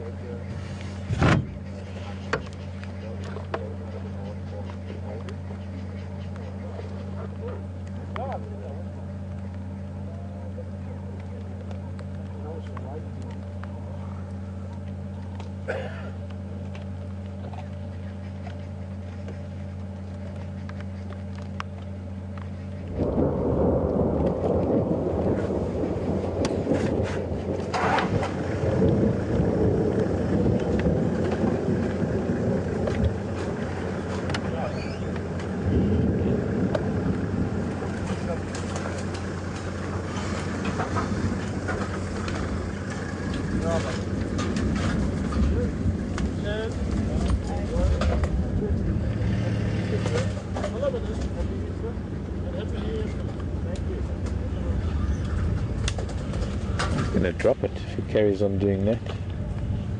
Looks like a young steenbok that he's caught.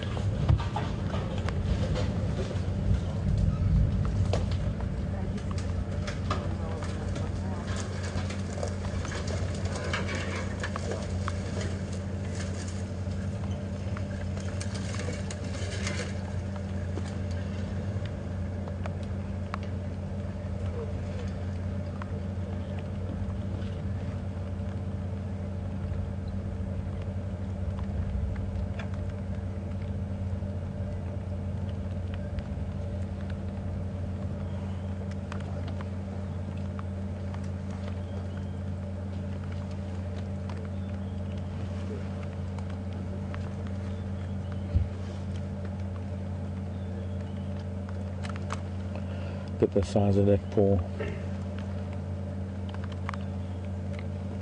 He's got his fingers real stretched out now and his claws holding onto it. If we could just break that little piece of marula and just bend it down.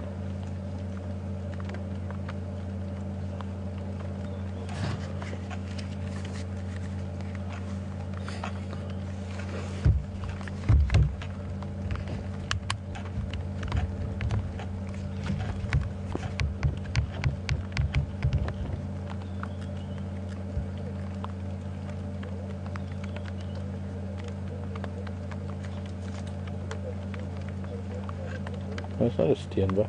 What is that? An aardvark. What is that thing?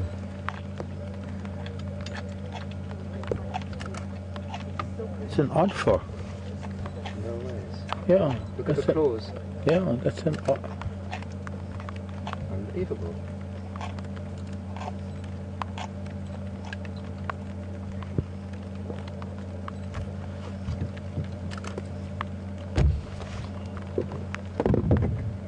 I thought it was a steenbok. Why did I think it was a steenbok?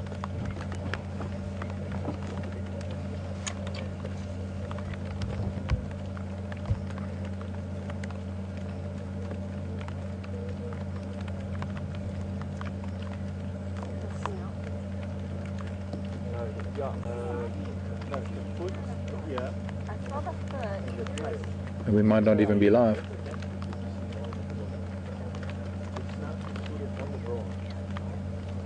Yeah, I am copying Brent. I just want to know if I can't get hold of Alex, whether I'm still broadcasting.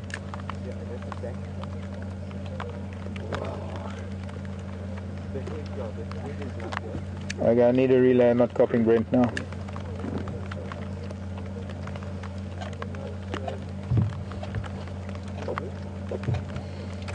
Yeah.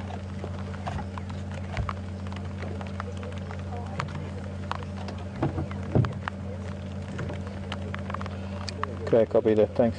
I think Alex, maybe you can. He's talking. Yeah, I am.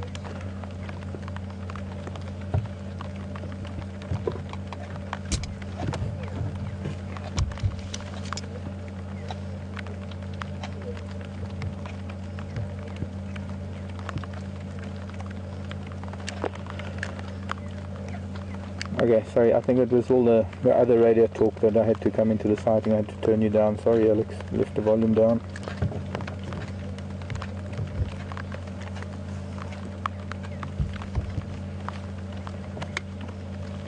Okay, I didn't want to, I've asked if anybody can ID. Okay, so whoever said Tingana. Oh. Just to confirm everyone, this is Tingana. This is Tingana, and he has killed an aardvark. A very unusual kill.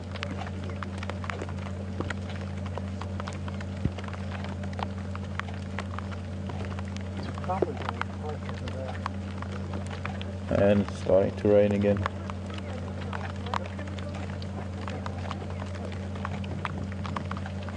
What you can hear mostly is crunching, I'm afraid. For those of you who might be a little bit squeamish, it is crunching. That's the tail hanging down just in front of Tingana.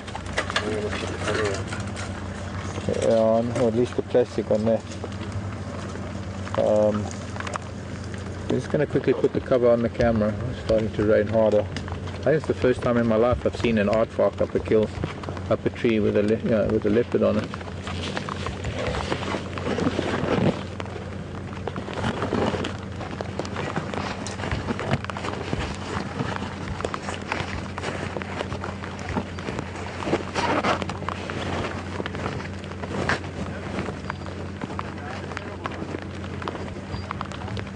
What's this one?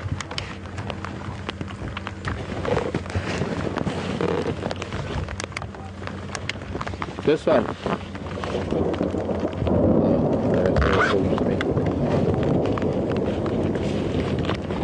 isn't bad. I suppose it's a bit too wide.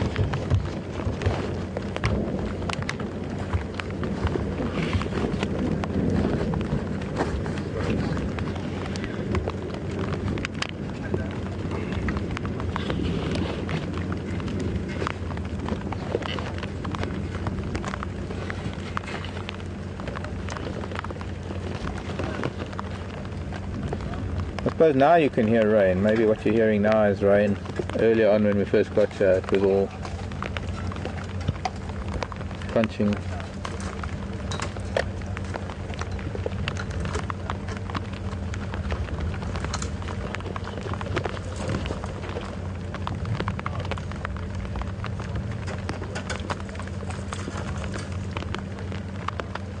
And it looks like we might have to leave.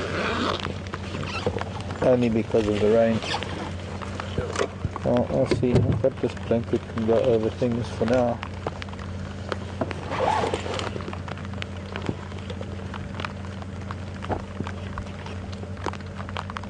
He's a big male, this, by the way. I think he's as big as Mvula, if I'm not mistaken.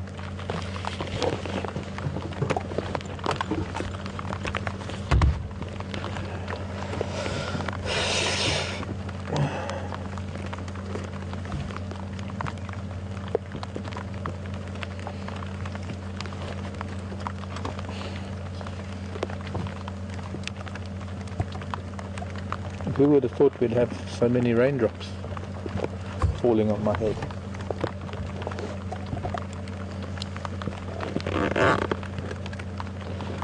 It's quite difficult. With the cover? Yeah. No, it is, unfortunately.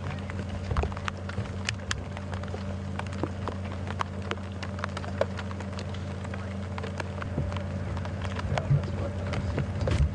Perfect.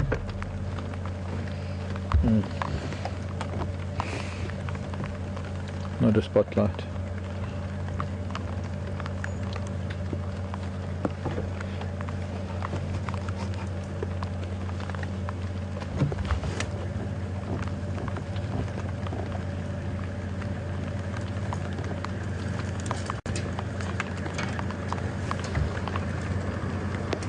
Must be a pretty tough animal to eat actually, because aardvark are very, very thick skinned as far as I know.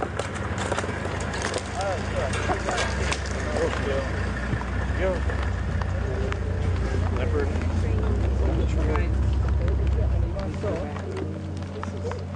Oh. Okay, so I can switch that off then.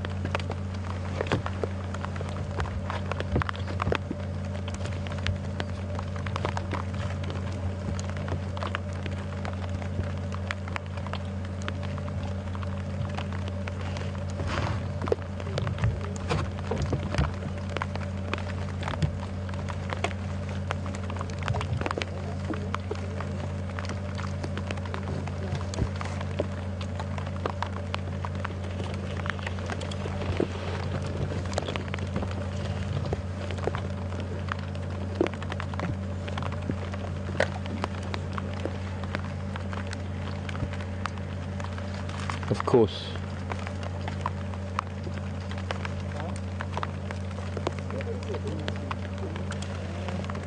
Sarah in California is asking if it chased or dug it out of the hole.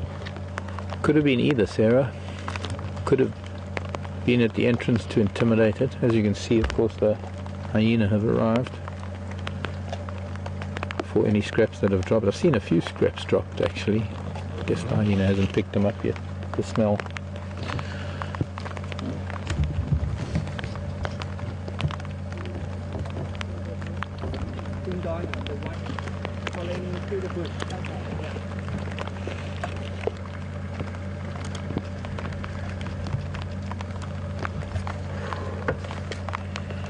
Getting the lens wet.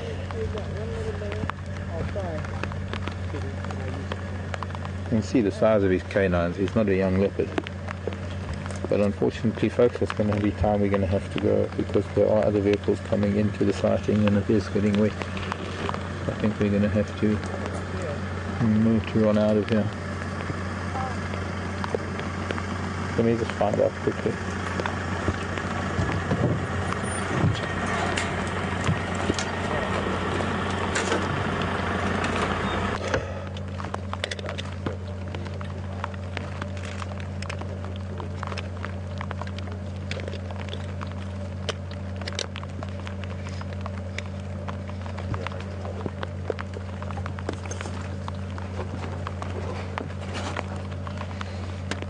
Station on standby for Tingana.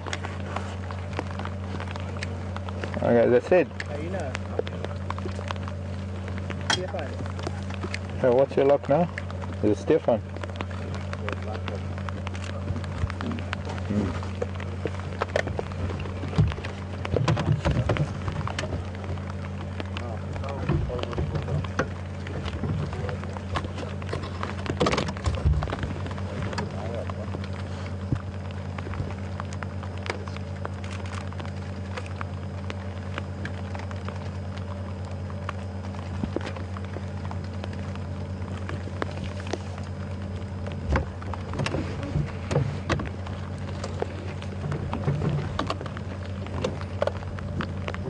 Okay, Andrew, we're going to move along.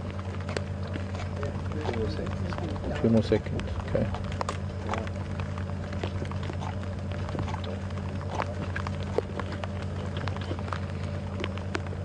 He's actually slicing through skin there, using his carnassials, cutting teeth. See this very stubby tail of the aardvark, and they've quite a unique foot as well. There's the snout hanging and the ears. It is perhaps gruesome for some. It's a remarkable thing to witness for some as well.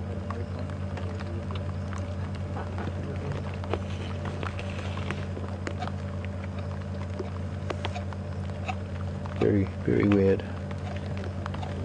I'm going to go forward. Let's try and just slight different angle.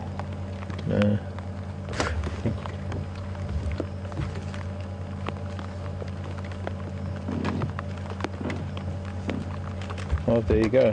At least his 4th aardvark kill in the last year. Shows how much I know there. He's obviously specializing in them, which means that he's either digging them out or he's intimidating them till they come out, or finding them and waiting.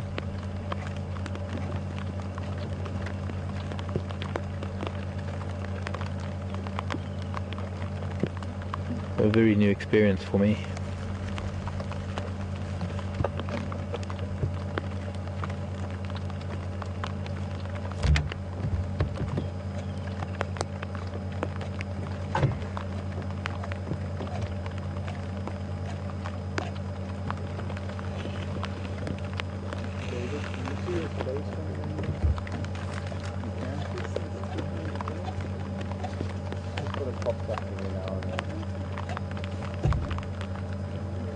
I'm going to be moving shortly. There's still a line up here. Okay, copy. Alright, we need to move along because we're still good. Are you moving? Right there. Okay, I'm going to move. That's fine. No, I thought there's a standby. Yeah, but he said he's taking photos from the airstrip, but just make sure. I'm not copying him.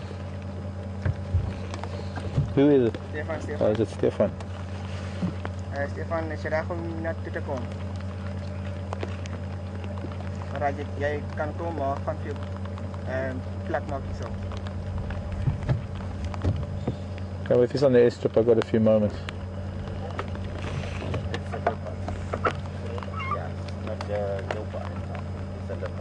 So I believe this is his 4th aardvark this year, or in a year. What you say? Oh, hang on a sec. Go again, Alex.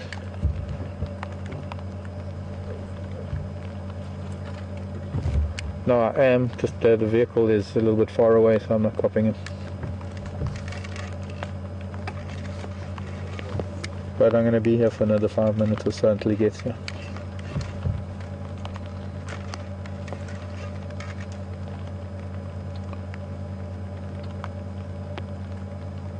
I was saying I believe this is his 4th aardvark in a year. It's like he's turning into an aardvark specialist. Yeah, the first time in my life I've experienced it. It's crazy, eh, Mark? Yeah. It's a killer.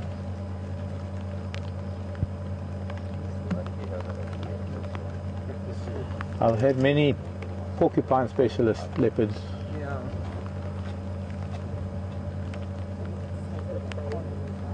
My first aardvark. I've seen lions take aardvark. Yeah.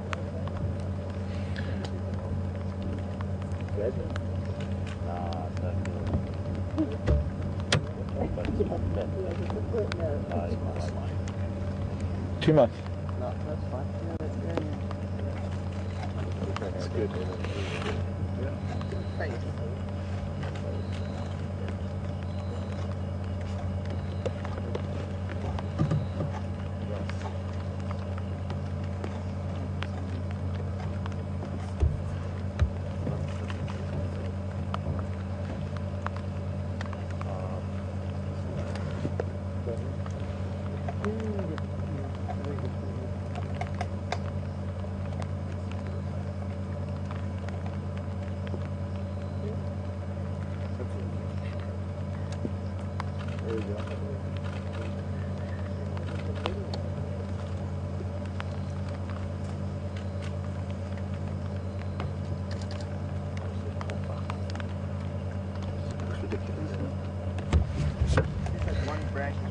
The lightning. Weird hands and weird feet. Oh, yes. Still tail.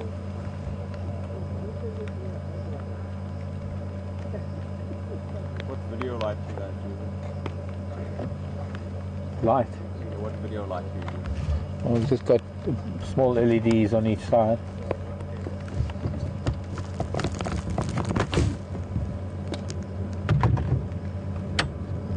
Just fills a bit. Oh, that this is a bit white though. Yeah, it's very white. Oh, the LEDs are cool. Kind of opens them up.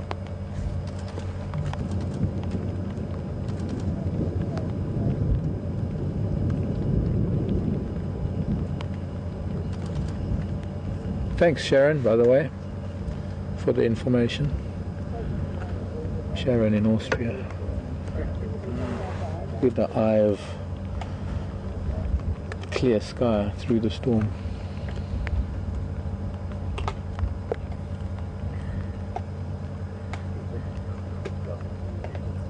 The eye of sunset.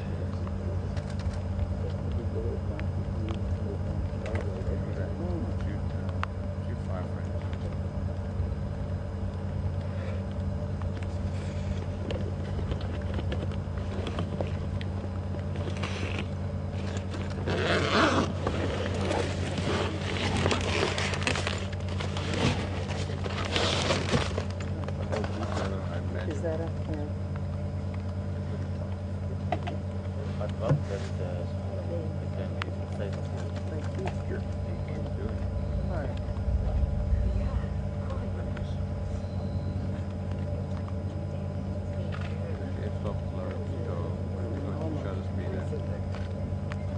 Trying to figure out... What do you got your ISO at? Yeah, you're gonna have to push more of that. Still trying to figure out the game. Oh, you're going to take the 2 button. Yeah. ISO order.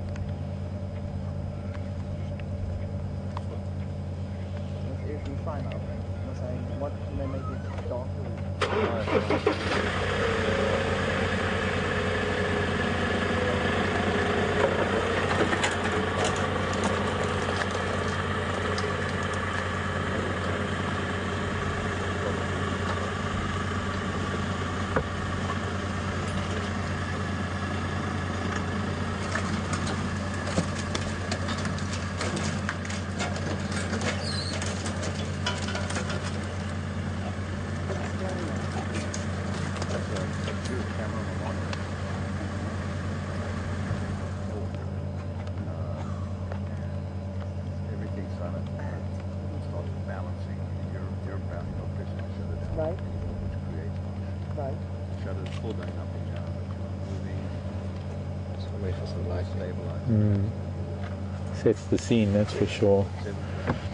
I mean, Right. the contrast of the leopard in the tree and that bright orange spot of sunset, and then hopefully a blast of lightning in the background. I've heard it started bald on that. I've never heard of that. Yeah. That's actually very emotional. And then when you stop, I actually don't get from Jay Maisel. You see that the light, that difference.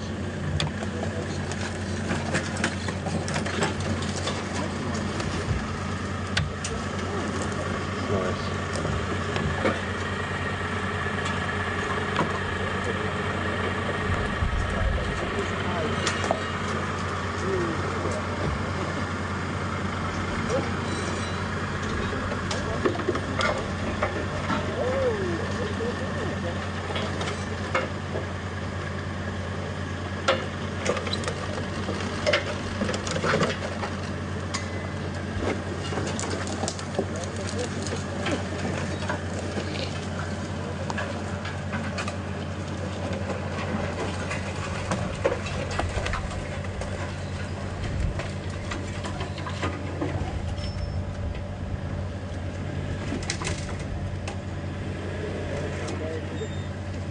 Yeah, it is. that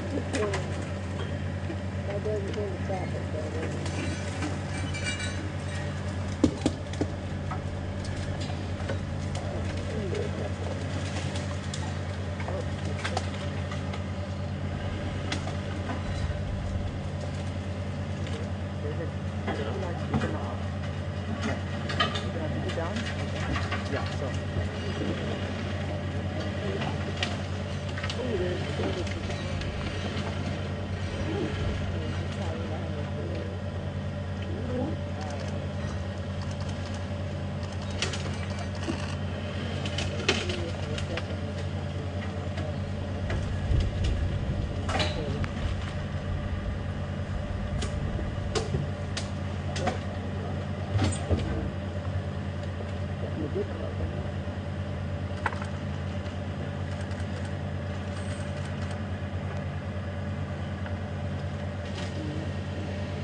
Whoa. Everybody see that light in the back? Yep, I saw it.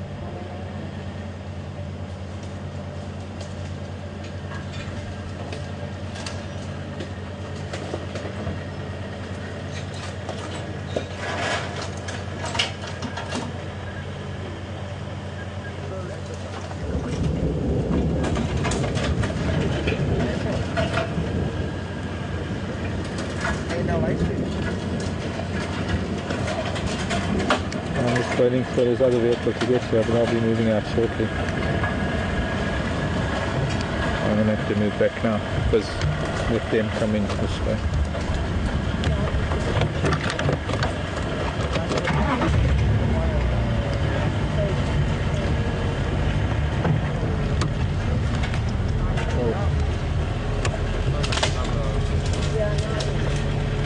I don't know what he's doing. I'm getting there. I thought he wanted to come in here.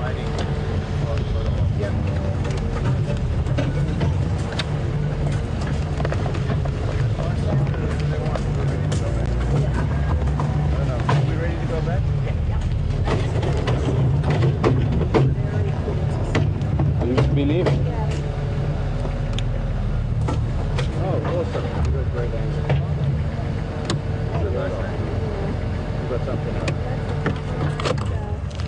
Yeah. I don't know, getting confused. Hyena here. Holding it underneath, like you said. I was waiting for Stefan. I guess I did. He's at the back. Huh? About it? Not from stairs, right? Oh, okay. That's different. That's a whole different. Yes. I think so. See you guys. Bye. I'm just don't understand.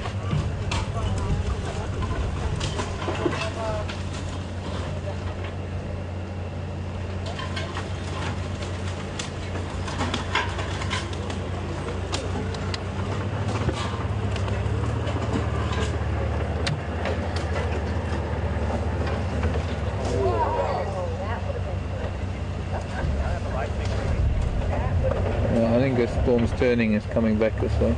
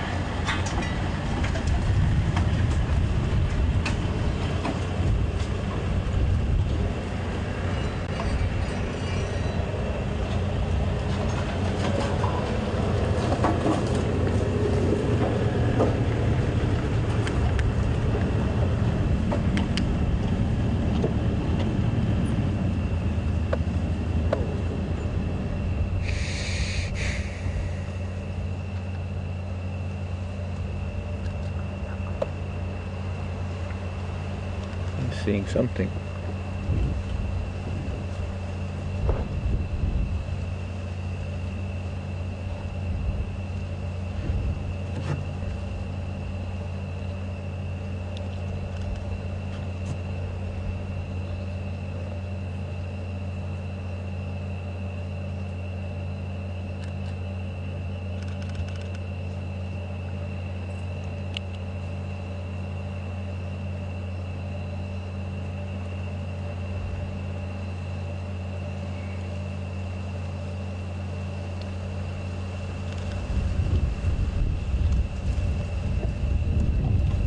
Oh, nearly dropped it.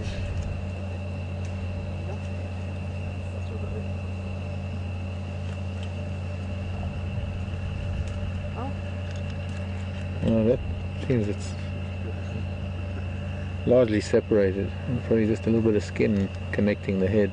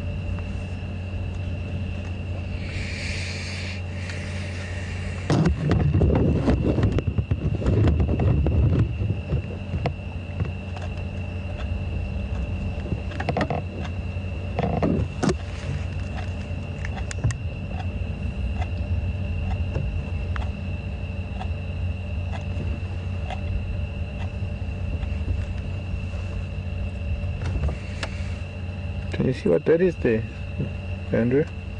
Was it the hyena? Hyena. Yeah, hyena. Lying down. Yeah.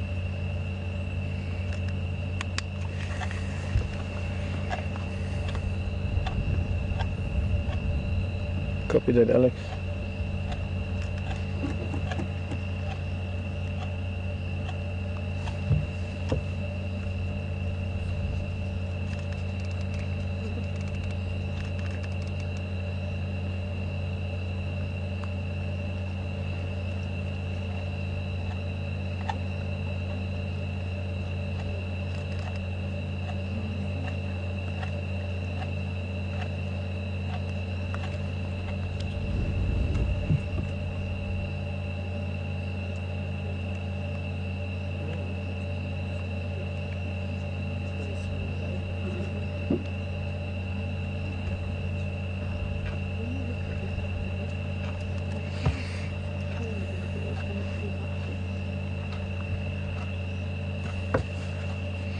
Stefan, come in.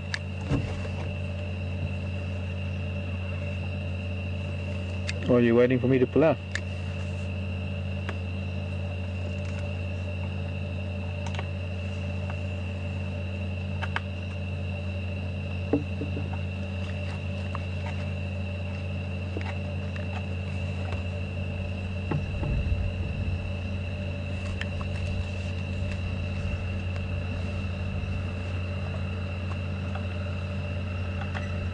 Okay, it's time to go.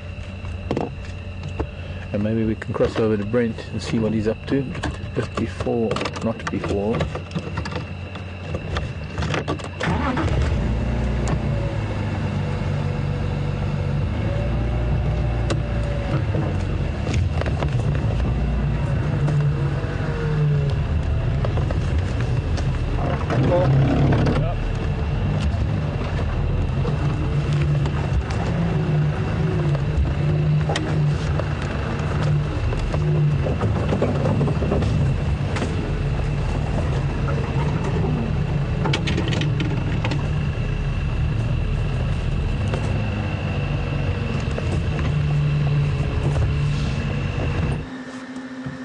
Evening guys, I hear you guys have been very lucky with Mark on the other side, so I'm a little bit jealous, I won't lie.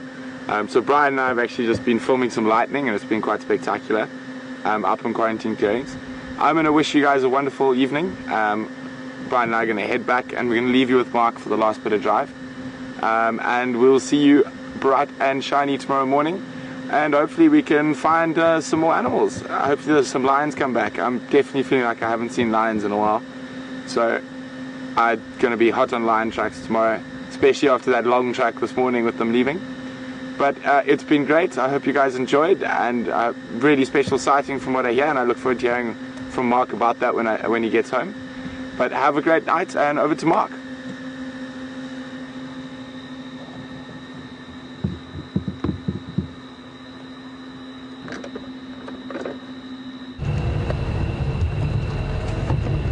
Well, it's time to leave. There are other vehicles coming, but also Stefan, who just arrived. Oh, there's the chameleon he was looking at. What took him so long getting here? Can you see it, Andrew?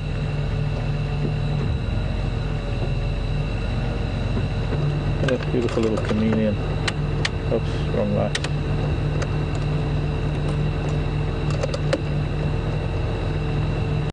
But also, that vehicle doesn't switch off. He's either going to have to, or most likely he's going to have to sit there with the engine running. Well, it doesn't start after it switches off. He's having problems with the starter. But we've overstayed, I think, overstayed our welcome. Maybe. But what a wonderful sighting to see. I think it was Brenda was asking a question. California, if I'm not mistaken. Alex might help me out. The question was, what protection does an aardvark have? How does an aardvark protect itself against Beth? Sorry, Beth. It was you. How does an aardvark protect itself? What does it do to prevent being taken by leopards? Well, one of the things is they do live in burrows, and they are quite deep burrows. But they're also exceptionally strong animals. They've got very, very strong claws, and I would imagine it'd be quite difficult for an aardvark to be pulled out of its burrow. They're very stocky, they're very tough animals, as far as I know. I've only seen them a handful of times. But in all my life of living and looking and watching and observing and living with leopards, I've never come across a leopard that has killed an aardvark. I can't remember it. But thanks to people who are familiar with all the ranges, and especially, well, Sharon knows a lot of the guides and is in contact with them, I guess, collecting a database of information as to people like Syl and the lions. There are a bunch of people that spend a lot of their free time and effort compiling these databases of all the animals of the Sabi Sand and elsewhere. And it was very interesting to hear that this is the fourth aardvark that he's killed in about the last year or so. So that is interesting in itself, in that he has clearly become a specialist. He's clearly figured out a way how to catch aardvark. And it's different to porcupines. I've known leopard in the past, but not every leopard, or not very easy to catch a porcupine, as you might rightly imagine, because of the quills and the injuries that a predator can sustain by having so many quills embedded in its mouth and throat, face and paws, because that's where the quills are likely to find themselves. A porcupine can't really be taken out of its burrow, and when they're taken by leopards, they're taken on a pathway, or when they're out foraging and walking during the night. And there are leopards that specialize in porcupines. They know how to catch porcupines, and so I guess it's not a far stretch to accept that there are leopards that specialize in aardvark. However, I haven't ever come across one in my lifetime of leopards. So it's very nice to learn something new, to see something new. If I were to be asked in a few days, a few weeks' time, what was one of the highlights, I would say, wow, there was lightning. No, not that. I would say that it would be the sight of that poor aardvark in the tree. And I accept that it was probably gruesome, grotesque, maybe gross, however you want to put it. For a lot of viewers, I know how sensitive a lot of the viewers are, that can't really or don't really want to look at these things, but they're aware that this process takes, so that there's an understanding that these happen, but there's a choice of not watching when these things happen, and I accept that. It's hard for me too to sit there and observe that, but of course the animal is dead already, so it's a leopard having a meal, and he being an animal that is an opportunist of note. Quite remarkable that he's found a niche, that he's got a unique prey source, that he has learned how to either pull out of a hole, which I find difficult, or to wait until it comes out, to know how to sniff it out that there's an aardvark in a burrow. I suppose what I'm getting at, Beth, is that generally aardvark don't really have to worry about leopards. I suppose they encounter leopards from time to time, but I would imagine that at times leopard ignore them because they're not really worth the effort, maybe. Or like some leopards who won't even try with a porcupine because it's not worth the effort. Maybe the disadvantages that come with it. With an aardvark, who knows? There isn't really much of a defense. An aardvark has its claws. I'm not too sure how much an aardvark can fight back. An aardvark has a unique face. It has a very elongated face. It has an elongated jaw without any sort of incisors or canines. It has kind of rudimentary molars in the back of its mouth. Because mostly an aardvark, all it's really doing is it's eating termites, mostly, as opposed to a pangolin, which actually mostly eats ants, funnily enough, rather than termites. Two completely different insects. But the aardvark, I believe, the tongue of an aardvark has a sheath that runs almost all the way down the spine. It's an incredible anatomy, the aardvark. And it's got these cheek teeth, rather unique cheek teeth, I believe, because every now and then it feeds on certain species of cucumber, wild cucumber. Perhaps more so in places like the Kalahari, where it has been observed doing so. Then here, we do get a lot of different cucumber species here. I don't know whether they've ever fed on them. It would be very interesting to see the stomach contents of that aardvark. Of course, I don't think Tingana is going to let any of us get anywhere close enough to observe that, but so much opportunity for learning with a circumstance and a scenario like this. So most of the time, I would say that aardvark protect themselves by staying in their burrows, or rather escaping to burrows. They don't have the teeth to fight. They certainly have the claws and the strength in their forearms because of the digging that they do. Forearms and fingers and claws, as you could see. You could see those claws, those arms hanging down, although most of them eat with those teeth. Golly gosh, quite an interesting sighting. When I said surprise, I had no idea. I think I embarrassed myself hugely. I heard the one guide sitting behind me giggle. So I didn't hear what it was that he had in the tree, and I got there and I wasn't looking, and I was saying, oh, it must be a steenbok, because I saw this white rump,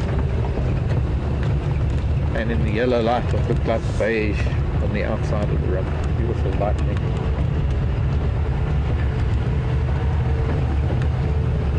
So it was quite embarrassing when I noticed it was an aardvark and I'd been calling it a steenbok. And there's a rookie ranger behind me giggling. Ooh, he doesn't know what he's talking about. Yeah, well, honest mistake or silly mistake, whatever, it was a mistake. I was wrong.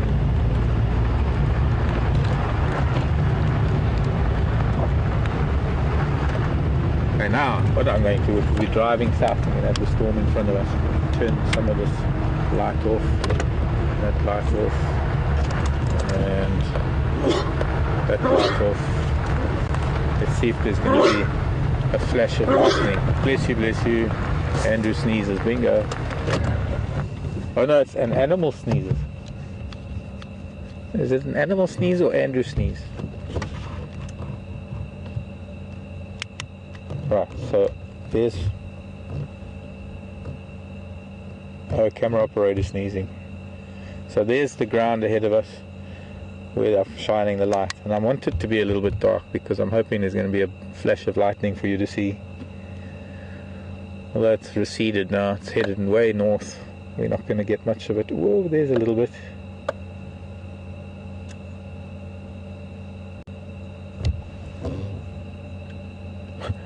You move the camera to the left and the lightning's on the right. And you move the camera to the right and the lightning's on the left. It's teasing. Alright, well, we don't want you to be in the dark for too long. Hopefully you'll get to see some of it as we drive along.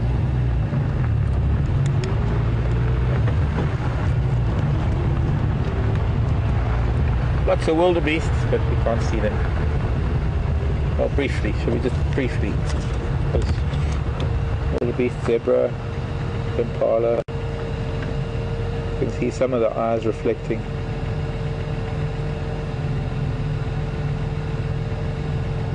Okay, I don't want to shine on them for too long, especially out here in the open. Oh, there's lightning. But it never strikes twice, so you point the camera where the lightning was, it's going to strike somewhere else. Anyway, we're turning away. That's almost due north for us. It's time to start heading a little bit west and getting back towards Djuma. Maybe we'll be lucky with something else. I guess what we can do, since there's hyena under the tree, although I don't think Tingana would be really intimidated by a couple of little hyena under the tree. If he was finished, he'd just jump down and move on. Wait until they were distracted.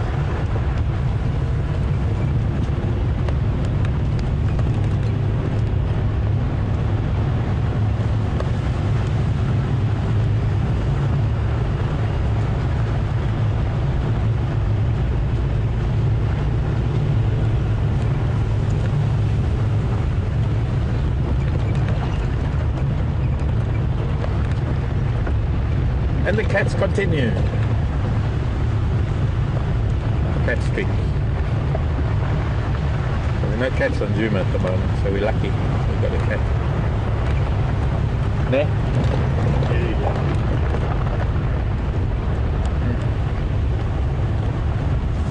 15 days now. Or was it 16? I don't know, was it the 1st of March? Around there.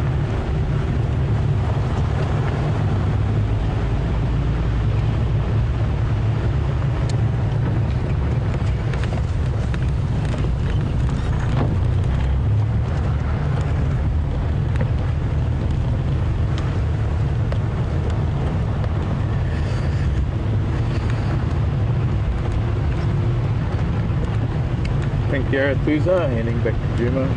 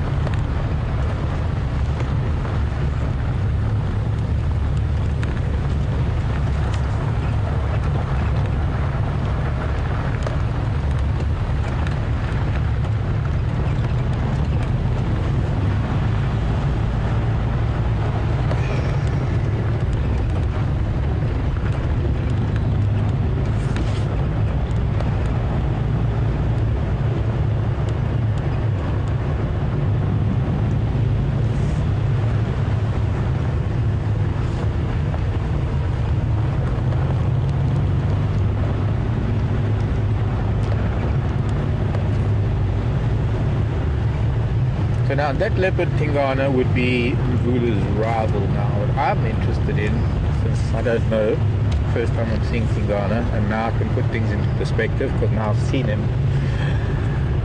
Who can tell me of our leopard fundis? Is there a relationship? Is there any familial relationship between Tingana and Mvula? Is there any family history, family tree?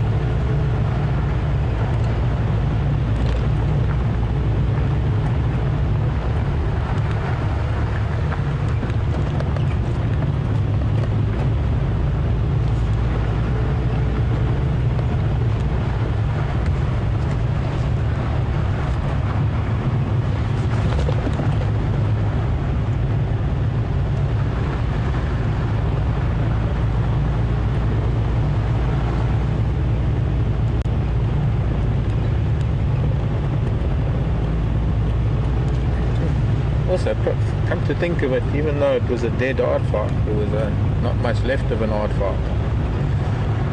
The first aardvark I've seen in quite a long time.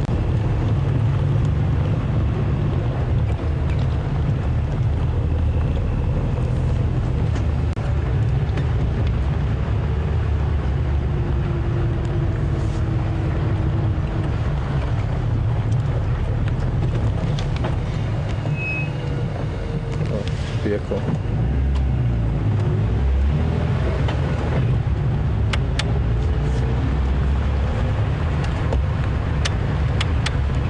Sorry. Lights make it a bit better. Widen the view.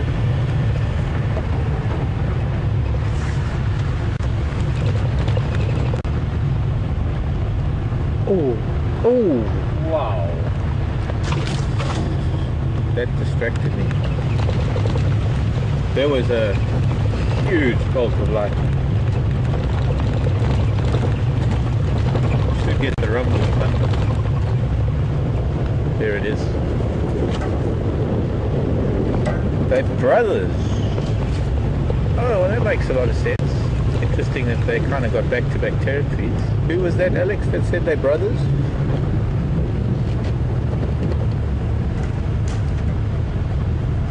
Deborah in Ontario. Thanks, Deborah. So that means he's also 10.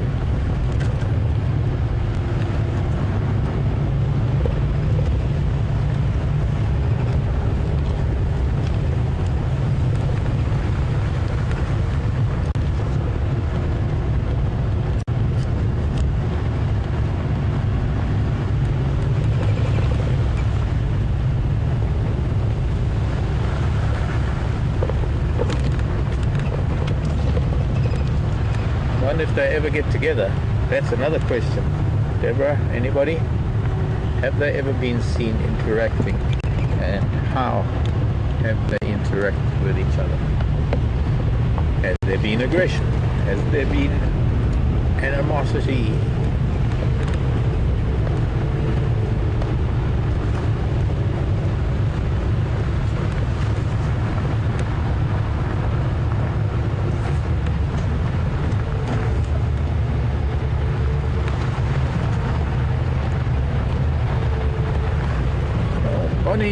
Pennsylvania. Oh, we got traffic coming.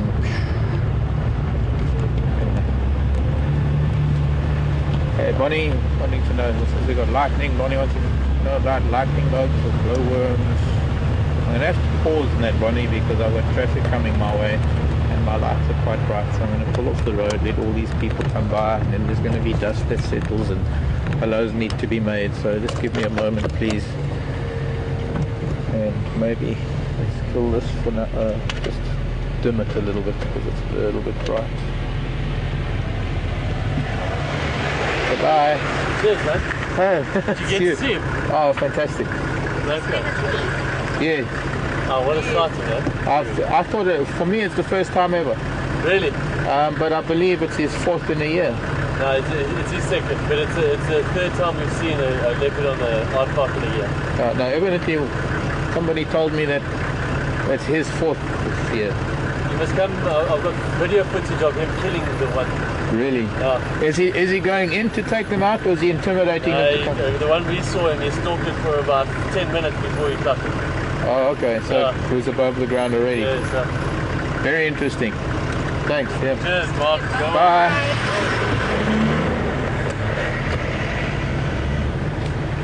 Good evening. Good night. Sleep well. Sleep tight. Bonnie, lightning bugs and glowworms. Yes, I can't show you any now, I'm afraid, because they aren't out at the moment. There might be, this kind of weather actually could get maybe around Gowrie Dam, but it would be very hard to see them because they're kind of bright lights around Gowrie Dam, and it'd be hard. You can't see a lightning bug in the light. It has to be dark to see it. Sometimes when there's the camera at Gowrie Dam, you get moths and things that fly in front of the camera, and they get the light reflecting off of their wings, and they kind of flicker or glow, and people think that they're lightning bugs, but they're not. They're just moths and other insects, because you will never, especially in like the light that's on me, or in the light of the vehicle, we wouldn't get to see them at all. But they're mostly around water, rivers, dams, especially because the females, which are not, well, let's just go back one step. Lightning bugs are actually beetles, they're not bugs, and we call them fireflies, and they're neither flies nor bugs, they're beetles, although you know me and semantics. But the female is known as a glowworm, and she's also not a worm, she's a beetle, but she doesn't ever get to the adult stage with the wing covers, the elytra and flying wings like the male.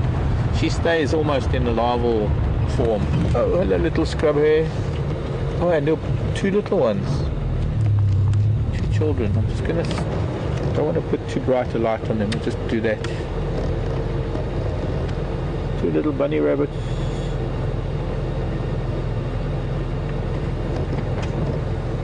They're not rabbits, they're hares. Like beetles are not bugs, hares are not rabbits.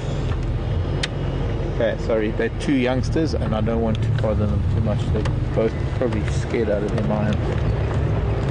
Don't mind saying hello to adults, but when they're 2 little ones on their own without mom and dad, then best to leave them be before an owl or something sees them.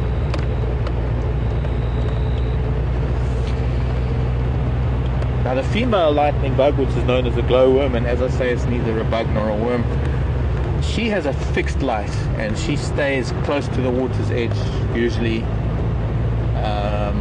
Not necessarily, sometimes, most of the time. And her constant glow attracts the males who have a flashing light, and they compete with each other with those flashing lights.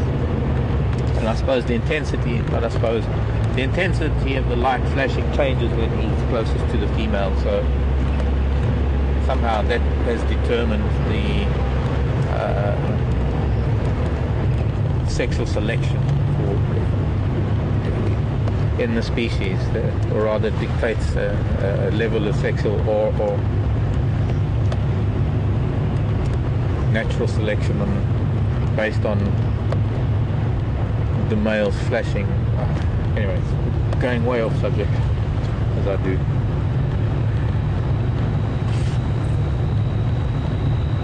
This hot, humid evening that we have might bring them out closer to Gowrie Dam. It might be possible to see one or two, but I think most insects are kind of the end of the road for them. There might be a few pupating. I've noticed a few mantids flying around. There have been one or two click beetles flying around. And there are a lot of insects, but a lot of the most notable insects, some of the large beetles, especially things like the fireflies and longhorns, dung beetles, a lot of insects that have a very temporary life as an adult insect, spend most of their life as larvae doing something, performing a vital function in nature by consuming something. So that the adult form is merely a reproductive form. All they do is reproduce to make more larvae to eat whatever they're supposed to eat, whether it's rotting animal matter or rotting vegetation or live vegetation or dead wood or horn or bone. No, not many things eat bone. Or each other.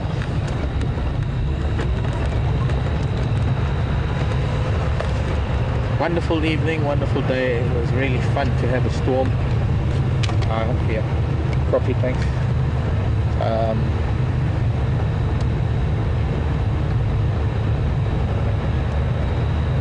Been a wonderful day.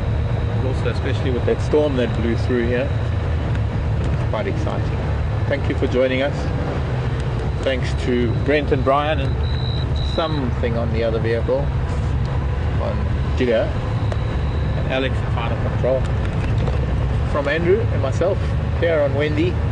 We'll see you in the morning drive. We'll see what else we can find here.